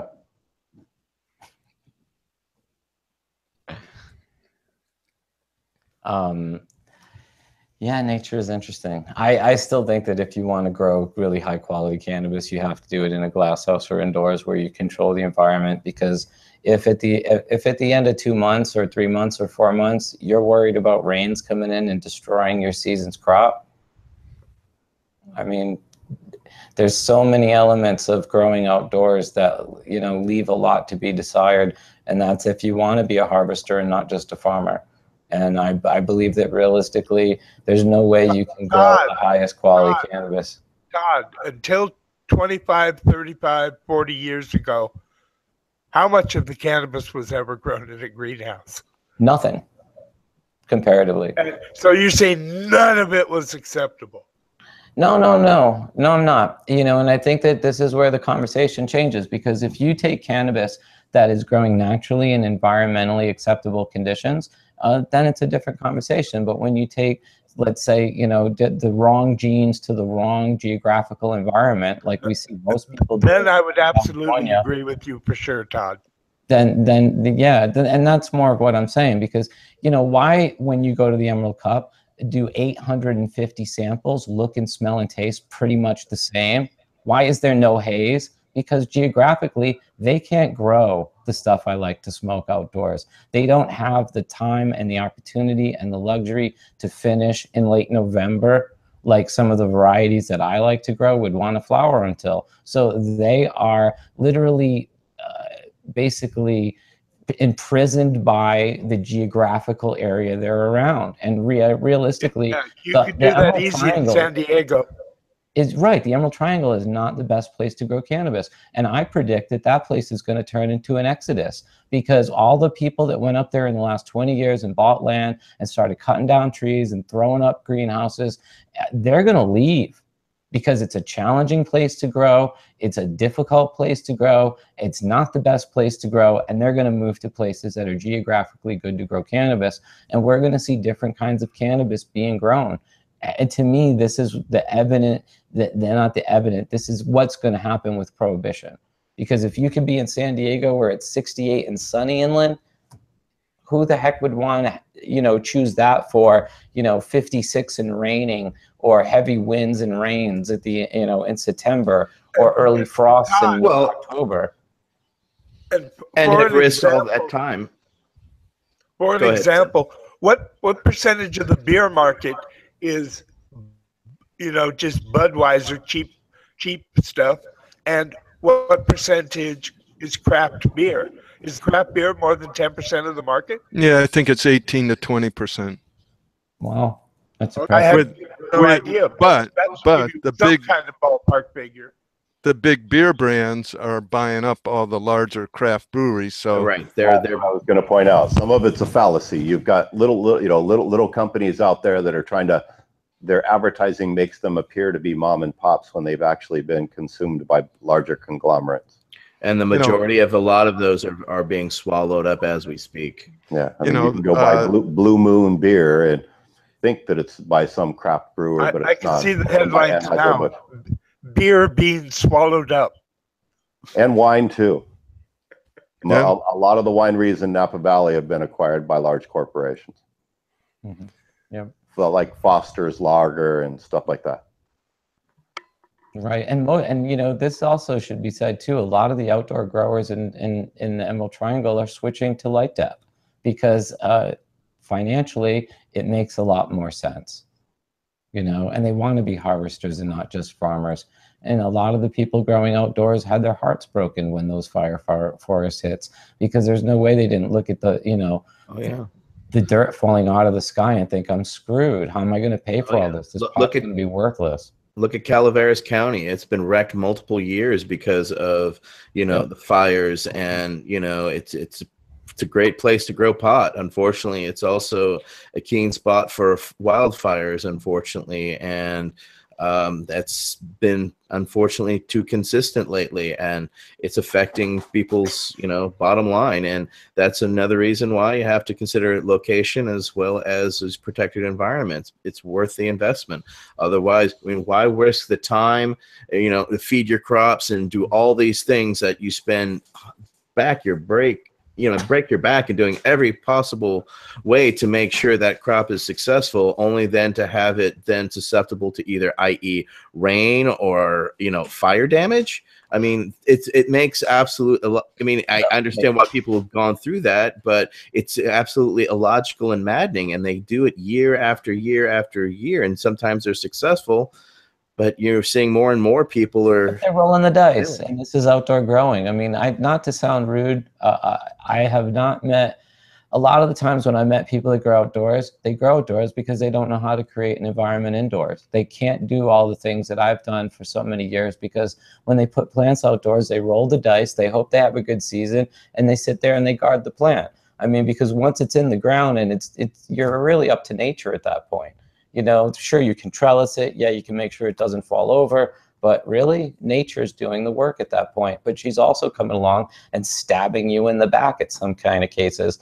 I mean, I feel bad for them all, but this is what's going to push them into light depth. This is what's going to push them into glass houses. It's going to be losing money or going out of business. You know, it's going to be adapt or die. Like growing outdoors in the ground, Todd. Hmm? I like growing outdoors in the ground. Me too. And that's so practical in Amsterdam, I know. I do too. I do it in a greenhouse in the ground in Amsterdam. That's true. The right point, though, right? Because, can you afford to put in all that work and then have the rain come and take it away?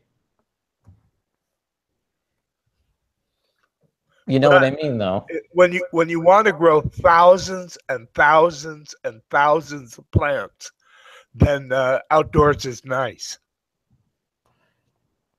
Yeah, you know, this is the thing. I think in certain places, I mean, you know, I think that people should be growing more adapted to the environment that they're trying to grow in. The problem with places like Northern California, in my eyes, is that it's never been a good place to grow cannabis. I always steal his line. It's a great place to hide and grow cannabis, but geographically, it's not a great place to grow cannabis.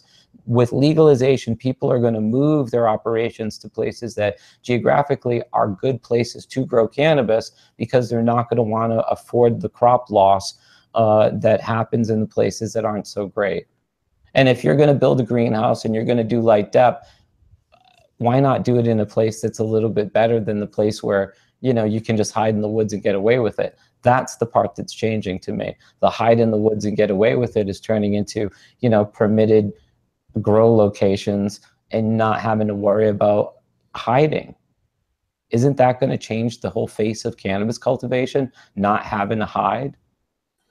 Well, it already is. You've got people racing to, you know, these counties to get permits and get legally permitted, so that when the state comes up on January 1st, they've got their local permit, because you have to have a local permit before you get the state permit.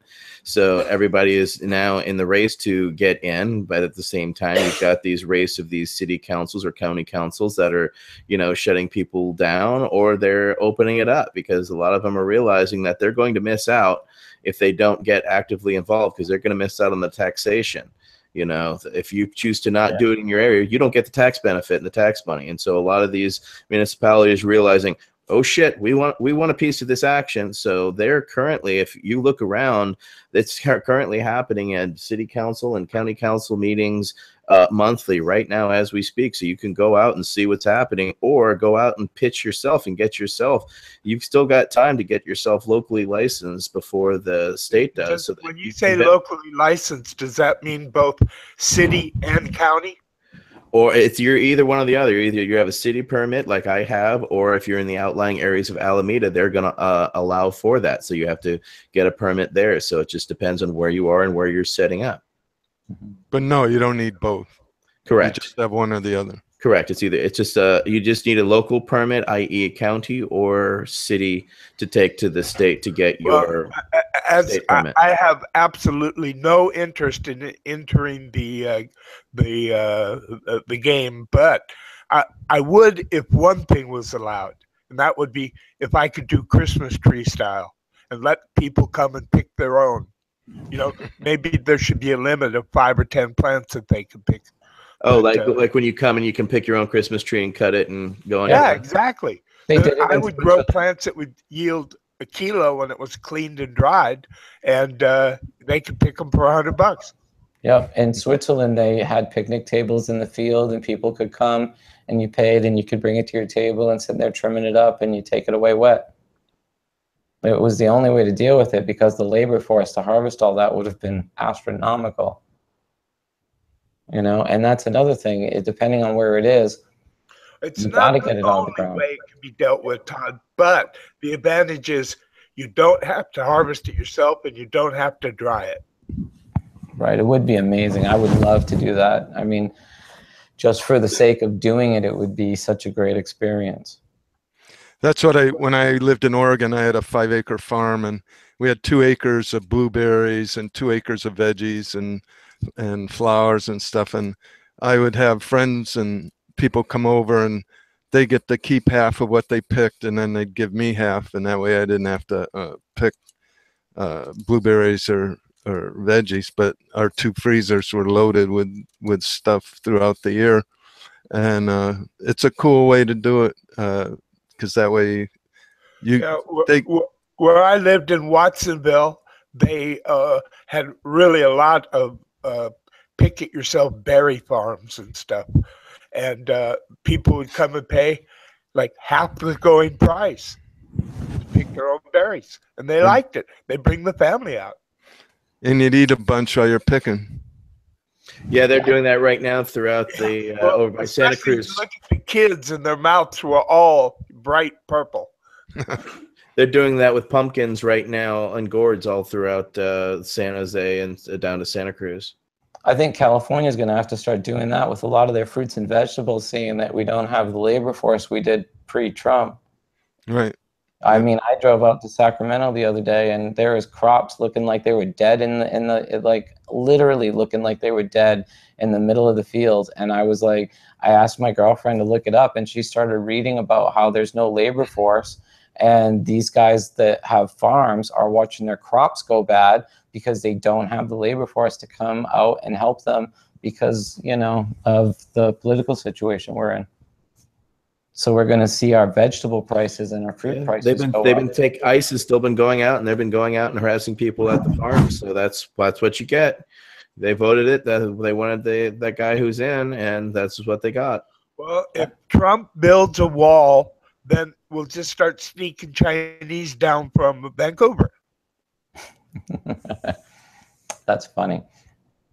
You know, it's going to be interesting to see what happens because I mean, agriculture has this really big unspoken labor force, if you will, that without it, I don't know what they're going to do, because the problem really is that Americans don't want the jobs in the fields. They don't want the high labor, low paying jobs of going out there and picking the strawberries or picking the fruit. And California is the vegetable basket of the nation, but without somebody to pick those vegetables, what good is it? That's right. I've seen on Instagram there's something called a wook, and I guess that they harvest these things. I don't know. I'm not really in the mix, but you mean a wook? Yeah. Oh, yeah. I see these things called memes and stuff, and they show pictures of them. The wooks are in the fucking well, in a lot of fields for a lot of crops, they've got tractors that harvest.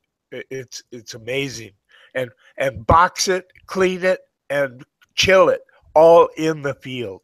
Well, they were talking about moving to automation, but the problem is exactly. And more and more it will be robotic until eventually, pretty much manual labor will not be needed.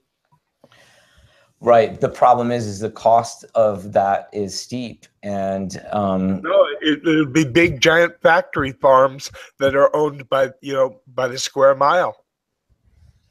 Oh, absolutely. Yeah. Not that that isn't happening already, you know, but for this year, I think that people are going to see a large amount of crop loss from the lack of labor in California this season, especially. If they work things out for next year, there's going to be a lot of people that get slammed, a lot of farmers that get slammed because of this situation. It was startling. They also are dealing with large-scale cannabis farms that are hiring unskilled labor and paying higher wages, and there's putting pressure on the veggie growers to pay higher wages because cannabis growers are willing to pay high wages. Well, that's definitely part of the situation too. I mean, but that's not without its own Pandora's box. We saw, you know, without going too into detail, a hired-on worker who got into a shootout with the cops and shot a couple cops before he himself was killed. So you kind of got to be careful about who you're hiring at your farms as well. I mean, especially when you're cultivating cannabis, people get attached to the things they take care of. And, you know. Well, I would say crazy growers attract crazy people.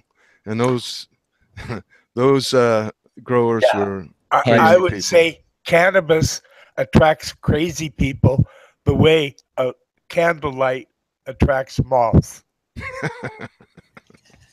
Yeah, it's been a little disheartening. I mean, honest, like as someone who's fought for quarter century. It also attracts good people, but let's be honest.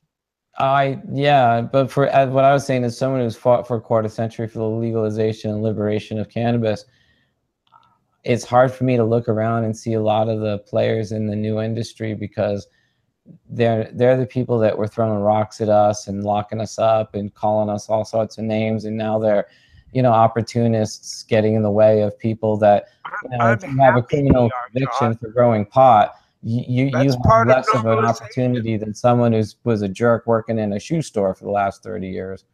Yeah, well, I'm happy. Anybody who is now on the cannabis bandwagon, even if they're a day late and $1 short, it's better than the alternative that they're still against us. Totally correct. Bringing them all. I absolutely agree. I absolutely agree with you. You know, it's just that I do wish, you know, like that article that Tom mentioned earlier, you know, the growers are not with legalization because a lot of the people that are growing now, you know, are under 30 somethings with a business plan. I mean, you know, not to diss, you know, a magazine, but, you know, Cannabis Business Magazine will say how they can make $5,000 a pound. Limo sitting in front of a bunch of cheesy greenhouses, and I'm like, if they think that that is success, they really are clueless. Because to me, that's not success. I mean, you know, some 20-something growing a bunch of plants who has never been tested, never had the opportunity to lose it and get it back. They don't know what success is, you know, and realistically, the people that are getting in this industry and have 24, 36, 48 months behind them and they think, whoa, I'm big shit. I just find it nothing but amusing. You know, these are the people that are going to be swept under the carpet, not out of the house, you know, when industry really comes in. And there's not the big profit margins, the easy profit margins that have existed in the last 20 years since basically the legalization and medicalization. And now, yeah, you could get in there, grow some pot and make a lot of money. But that's changing, you know, because you didn't have to care about your cost of production. You didn't have to care about even the quality of your cannabis on some levels, because up until 5 years ago, 6, 7, 8 years ago, there wasn't even testing available to find out if your neighbor used microbutanol or plant growth hormones or whatever on the pot that you bought from them. So they could get away with poisoning you without you knowing at all. And that's changing. And I think that is a good thing. I think all of this bringing light onto the production side of this is good for the end consumers, because I believe sincerely that we as consumers should have protection from the unscrupulous growers who are just in it to make some money and to get a limousine and act like they're cool as shit. And to me, that's not what's cool as shit. Putting out a clean product that you can be proud of, that doesn't make your neighbors and friends and people that use it sick, should be your priority over, you know, looking flashy and acting cool. That's why I go to Las Vegas in November, because I see all aspects of that. You know, I see the good and the bad. And Vegas is like the cross section of the whole industry. And then a month later, I go to the Emerald Cup, which is really the heart and soul of the industry, in my opinion. My favorite event. I remember seeing you at the Emerald Cup, Tom, in your limousine. Oh, it's a stretch VW Bug. Our van. I guess I was just too spaced out. You know, but yeah, Emerald Cup is really, it's what I hope all of the events become like. I'll reach out to Tim Blake and ask him to come on and join us one weekend. I think what they have done up there is magic. You know, I love it. There's nothing like it. Actually, tickets went on early sale this week too, so get your tickets. We'll see you there. Yeah, we'll definitely be up there again this year. I think that more people should come from all over the planet to see what it's like so they can go replicate it in their own communities, because I think more communities need that kind of community event to bring them together, because not only does it benefit people in the way that it gives them something to do and it interacts, but it teaches growers what other growers are doing. Coming together and being able to share notes and share tips, it really helps foster a cleaner environment for growing and cleaner environment for product. You know, the more they understand it, the more they're going to do it right. I honestly look forward to the day, Todd, when just like wine or distilled spirits or beer, you can get it from anywhere in the world in California. I mean, you can get a bottle of wine from, 100 different countries? And that's the way it should be with cannabis in the future. An open, free international market. Not only should you be able to buy it from Nevada or California or New Mexico or Washington, but any country in the world where it's legal. Yeah, I completely agree with you. I can't wait until I can buy, bottles of Trichrome Technologies cannabis legally off Amazon. I want the old school Thai and the old Panamas and the Colombians and some of those the Michoacan. Yeah, some of the more savories rather than the sweets, those old spicy genetics that took forever, and et cetera, et cetera. That's what I'm focusing on, all the stuff that I can't buy in the shops. It's what I've always kind of been focusing on. It's going to be amazing when, Thailand's producing craft cannabis again. It'll be interesting. I mean, when I got to Holland and I used to go to the coffee shops and they would have a Jamaican that was smuggled from Jamaica, or Thai that was smuggled from Thailand. Or was it? Or was it? Is it? Yes, I'll go with or was it. It was Todd. It was not. It really it was nice, but it lacked the. I can see why we made hybrids, is what I'm going to say out loud. Not to diss the land races in any of the countries that we got all of the cards that we now shuffle together and we turned into our own little varieties. But I don't know, it was a little underwhelming getting Jamaican, getting Thai, and going, what the hell, this is it? This is Moroccan cannabis? This has to be better, But I guess if you go to Morocco, it would be better. And if it was illegal and they didn't have to smuggle it and they could preserve it when they harvested it, and then they could handle it correctly and put it in a good package and then ship it to the place, then it would be a different experience for sure as well. So I'm open-minded to a lot of the land races. I wonder if they're better in my romantic memory of them, or, than they really are. If you were to have part of a clone of the very best of the best of the best of any particular land race, out of the hundreds or millions or thousands or whatever plants of that land race that are grown, and somebody cloned the very, very best one, and then you were able to get that clone either to smoke or to grow or whatever, I think you'd be impressed. Yes, I think you're absolutely correct. And, I can't wait until it's legal and somebody can do a seed company in India and start sending, seeds from India all over the world. That will be also a great day. It's obviously going to happen. Whether how quickly or slowly, I can't say. In countries like Saudi Arabia, I doubt it. I mean, if you can't buy a beer there, then it's probably going to be a while before you can buy a joint. Yeah, they're going to be light years behind us, like they are with women's rights and gay rights and everything else that they should be a little more progressive about. But religion is a hell of a drug.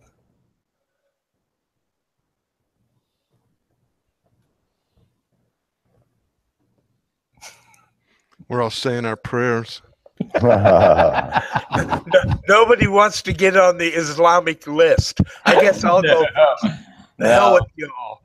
No, it's funny you say that though, but you know, I feel and remain optimistic that it's this sharing of information that's making a big difference with how people interact with and understand cannabis. So the more we share, the Yeah, they can't put the information back in the toothpaste tube. It's impossible. Yeah, they cannot. No, you know, like it was, you know, back at the International Hemp Association, dedicated to the dissemination of information about cannabis, and that's really the first time I read the mission statement of that. I thought that's pretty much my life story too, you know. And it's been a lot of people's, and you know, either they've contributed a small part or a large part, or they spent their whole life doing it. But it's all of us that are making the differences, and I don't know how long it'll be before you can really truly buy legally taxed and regulated cannabis worldwide from any country, but I can see it in my lifetime before I'm gone. yeah, yeah. I think it's happening too. And, you know, like Kenny was saying, if you have bags of money, definitely try to influence your, you know, prostitute politicians. But even if you don't have bags of money, you can still write letters. You can still actually contact these people. There are not that many people, believe it or not, in charge of all too many of us. And they are accessible. Medical was what, through compassion, what changed a lot of people's minds about cannabis. But recreational is what's got the money and the muscle to make it so that state governments will and federal governments will stand up and want their piece of the pie, and they'll make it happen. I agree completely. They'll want the revenue. They're tired of spending money on the policing, and they see the states around them benefiting, so they'll join the... It doesn't bother me at all that the governments are going to get a piece of the pie for something that they've been fighting for decades. I don't care. The ends are what we're after here, folks, and we want it to be normalized, taxed, regulated, and allowed, so that if Joe Blow wants to grow a few plants in his backyard for his own personal use, he can. Nobody cares. Yeah, but at least we not forget, it is like at the mob. We're paying money to the bully to leave us alone. You know what I mean? So let's, as long as we're clear about that. Yes, but isn't that the way the universe works? That is the way the universe works, and that's why I say, what big business is there that it's all big giant corporations owned by the rule of the lawyers world and banks. It is the rule of the world, but the way to combat that is to give someone like Senator Rohrabacher money, because he did put his ass on the line. He did stand up for what he believes in. He did go into the lion's den and state his opinion multiple times. So we've got to embrace somebody like that, somebody that'll actually, put their ass on the line and go out there and speak for us. And not because we're giving him money, because he truly believes in the crusade that he's in the path that he's on. We all know how few politicians are that will stand up for what's right rather than for what is popular or sure. And he must be rewarded that. It would be so easy for every large-scale grower or every dispensary owner to send the man $1,000, and I believe that would majorly sway the opinion of others that are on the fence around him. Yeah, there has to be a point where it's more popular for them to support what's right, and the only way that they're going to be able to battle against lobby groups that are paying for their opponents' campaigns is if we support politicians that are actually going to do what's right once they get elected. And that's not the easiest thing, but it's what we have to pursue. And if you don't have money, you should try to write letters. You should try to contact your representatives. A good example is who used to fund all the cannabis research? It was the NIDA. That's who funded all of it. Now we've got private business, you know, cannabis medical companies, et cetera, et cetera. So it's no longer their turf only. There's a lot of money out there for new science for cannabis, and they don't control the ball game anymore. And to go on what Todd was saying, you, the individual who's watching, is wondering what you can do. Exactly as Todd said, you can write letters to your congressperson, your representative. You can actually go down there when they actually have public halls and open discussions, and actually be there and get involved and actually speak to their assistant or the congressperson themselves. You know, there's definitely ways that you can actively still get involved, and of course by politically, you know, financing and supporting these good actors when they're doing things like Rohrbacher. You know, he failed 8 times before the amendment passed successfully. So, you know, we have to support those that have been really going to bat for us from the long haul and in the dark times. And he's one of those that definitely has.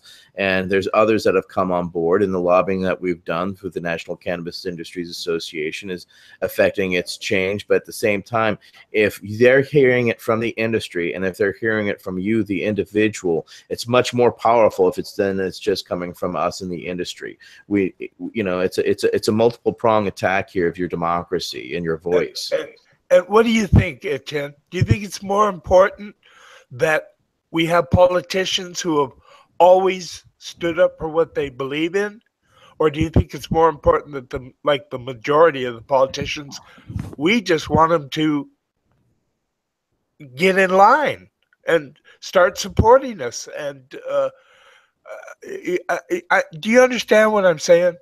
Well, we're building that momentum by getting the Rohrbacher, and then Rohrbacher got others, you know, and then he's spawning others. And like I said, for each $1,000 donation I make to the, you know, the PAC over there at the NCIA, that actually is a meeting with an actual senator that pays for a senator meeting. So I donated $5,000. There's 5 different senators that I made sure when I maxed out what I could do for the PAC, I maxed out the reality that there's 5 politicians who are going to get face-to-face meetings with us for that. And that is money, in my opinion, more than well spent, because that type of influence is changing. It's adding more people to the Rohrbacher amendment and to other step by step Correct. What has to be done. It's momentum thing. It doesn't happen overnight, people. And if it happened overnight, we would have seen some of that change happen. But it's a consistent build. It's not something that you can forget about. It's eternal vigilance, as I said before. It's the price of your liberty. So get involved, get active, stay involved financially. If you can't, put in your time. And if you can't do that, support in any way, shape, or can. Go out to those discussions, go out to those town halls, be active in your community. And, you know, once you're there, you'll be amazed at what can actually happen and transpire, and how many people you will find that will actually gravitate around you and support you. We've had numerous people who have come out as politicians and have stated their support of cannabis, and they've been overwhelmed by the support and how many people they believe, because they were forced to believe all through our earlier years, or my earlier years, that it was all bad and and shouldn't be touched. Now that discussion that switch has been flipped, you know, and so it's our responsibility to make sure it stays flipped. Otherwise, it's on us for being lazy and not doing the things that we could do to make it a possibility. For decades, people have just come up to me, shook my hand, and said, "I just want to thank you.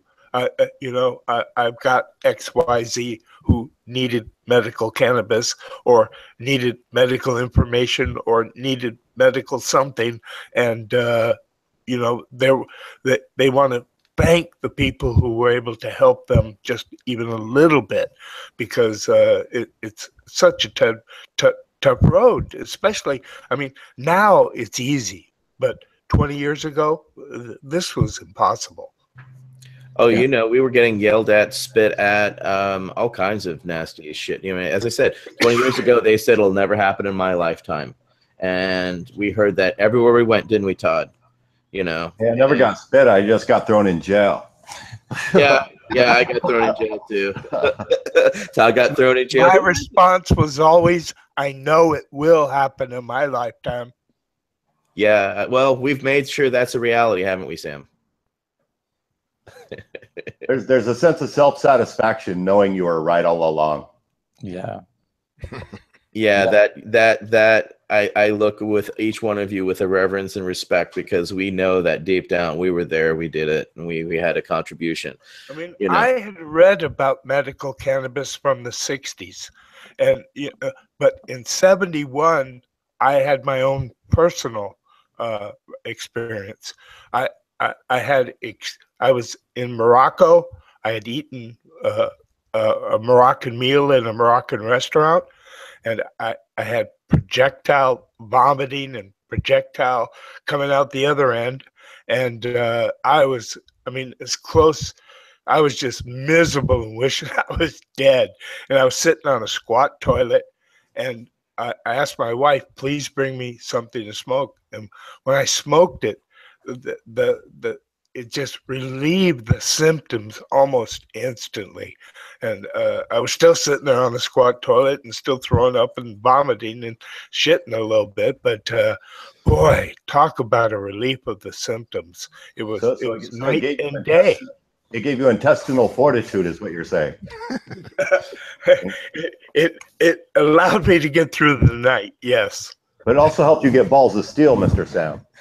Yeah, because your balls of steel made a reality for the rest of us to benefit from. Rob and Mel and Tom and Todd and just Dennis Perron, on and on and on. It's such an incredible. When you really look at who was responsible for this, it's thousands of people, and it's absolutely fucking amazing. That was the spring of 1971, and then from there I traveled on to India, and I visited Ayurvedic cannabis use, and I came back and I started getting really, really serious about my study, and ended up on the same trail as a lot of us.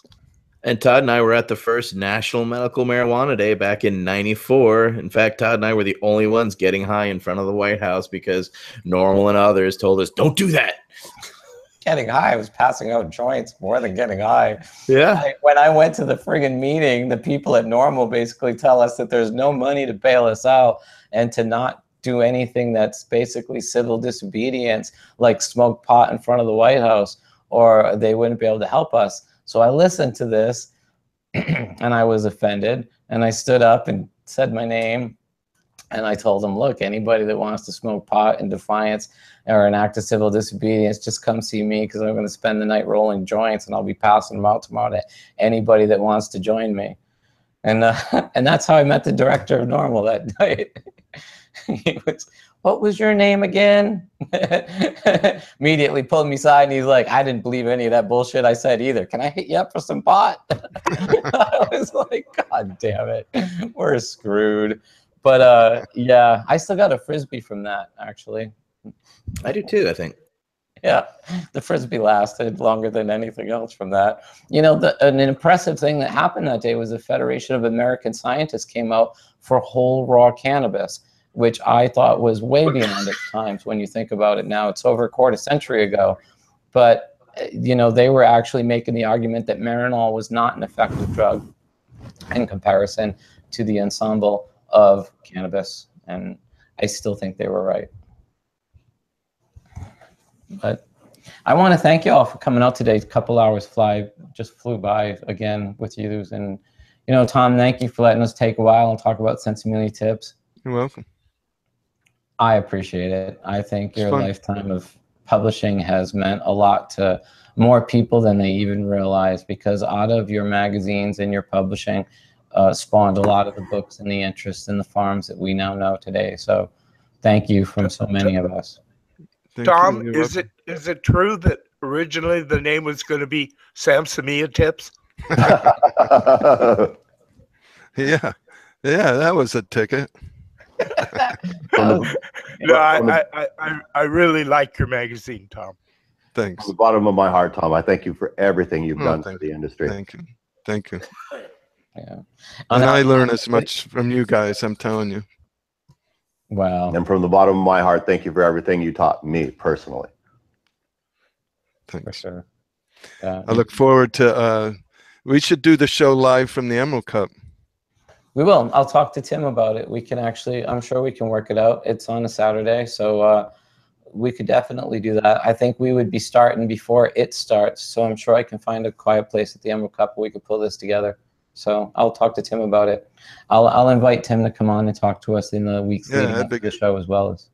Yeah, he's one of my favorite growers and advocates, and he is, like so many of us, through his own advocacy, damn near put himself out of business. And, caused the price to drop and caused the competition to go up because he's inspired so many. But if it wasn't for heroes like him, I really don't know where this whole movement / industry would be. So, I read his book. Was it Cannabis Crusader? I forget the name of it. It came out a couple years ago at the Emerald Cup. And he has a wild past, that's for sure. Going back in Santa Cruz days. As do most of us, sir. I was an angel. Riding around as a little kid on a motorcycle. Trading bags of weed for Mel Frank books. Come on now. 12-year-old terrorist on an RM. Yeah, no doubt about it. Well, thank you all for coming out today. We'll be here next Saturday talking about cannabis. And please join us. And everybody, thank you very much. Ciao.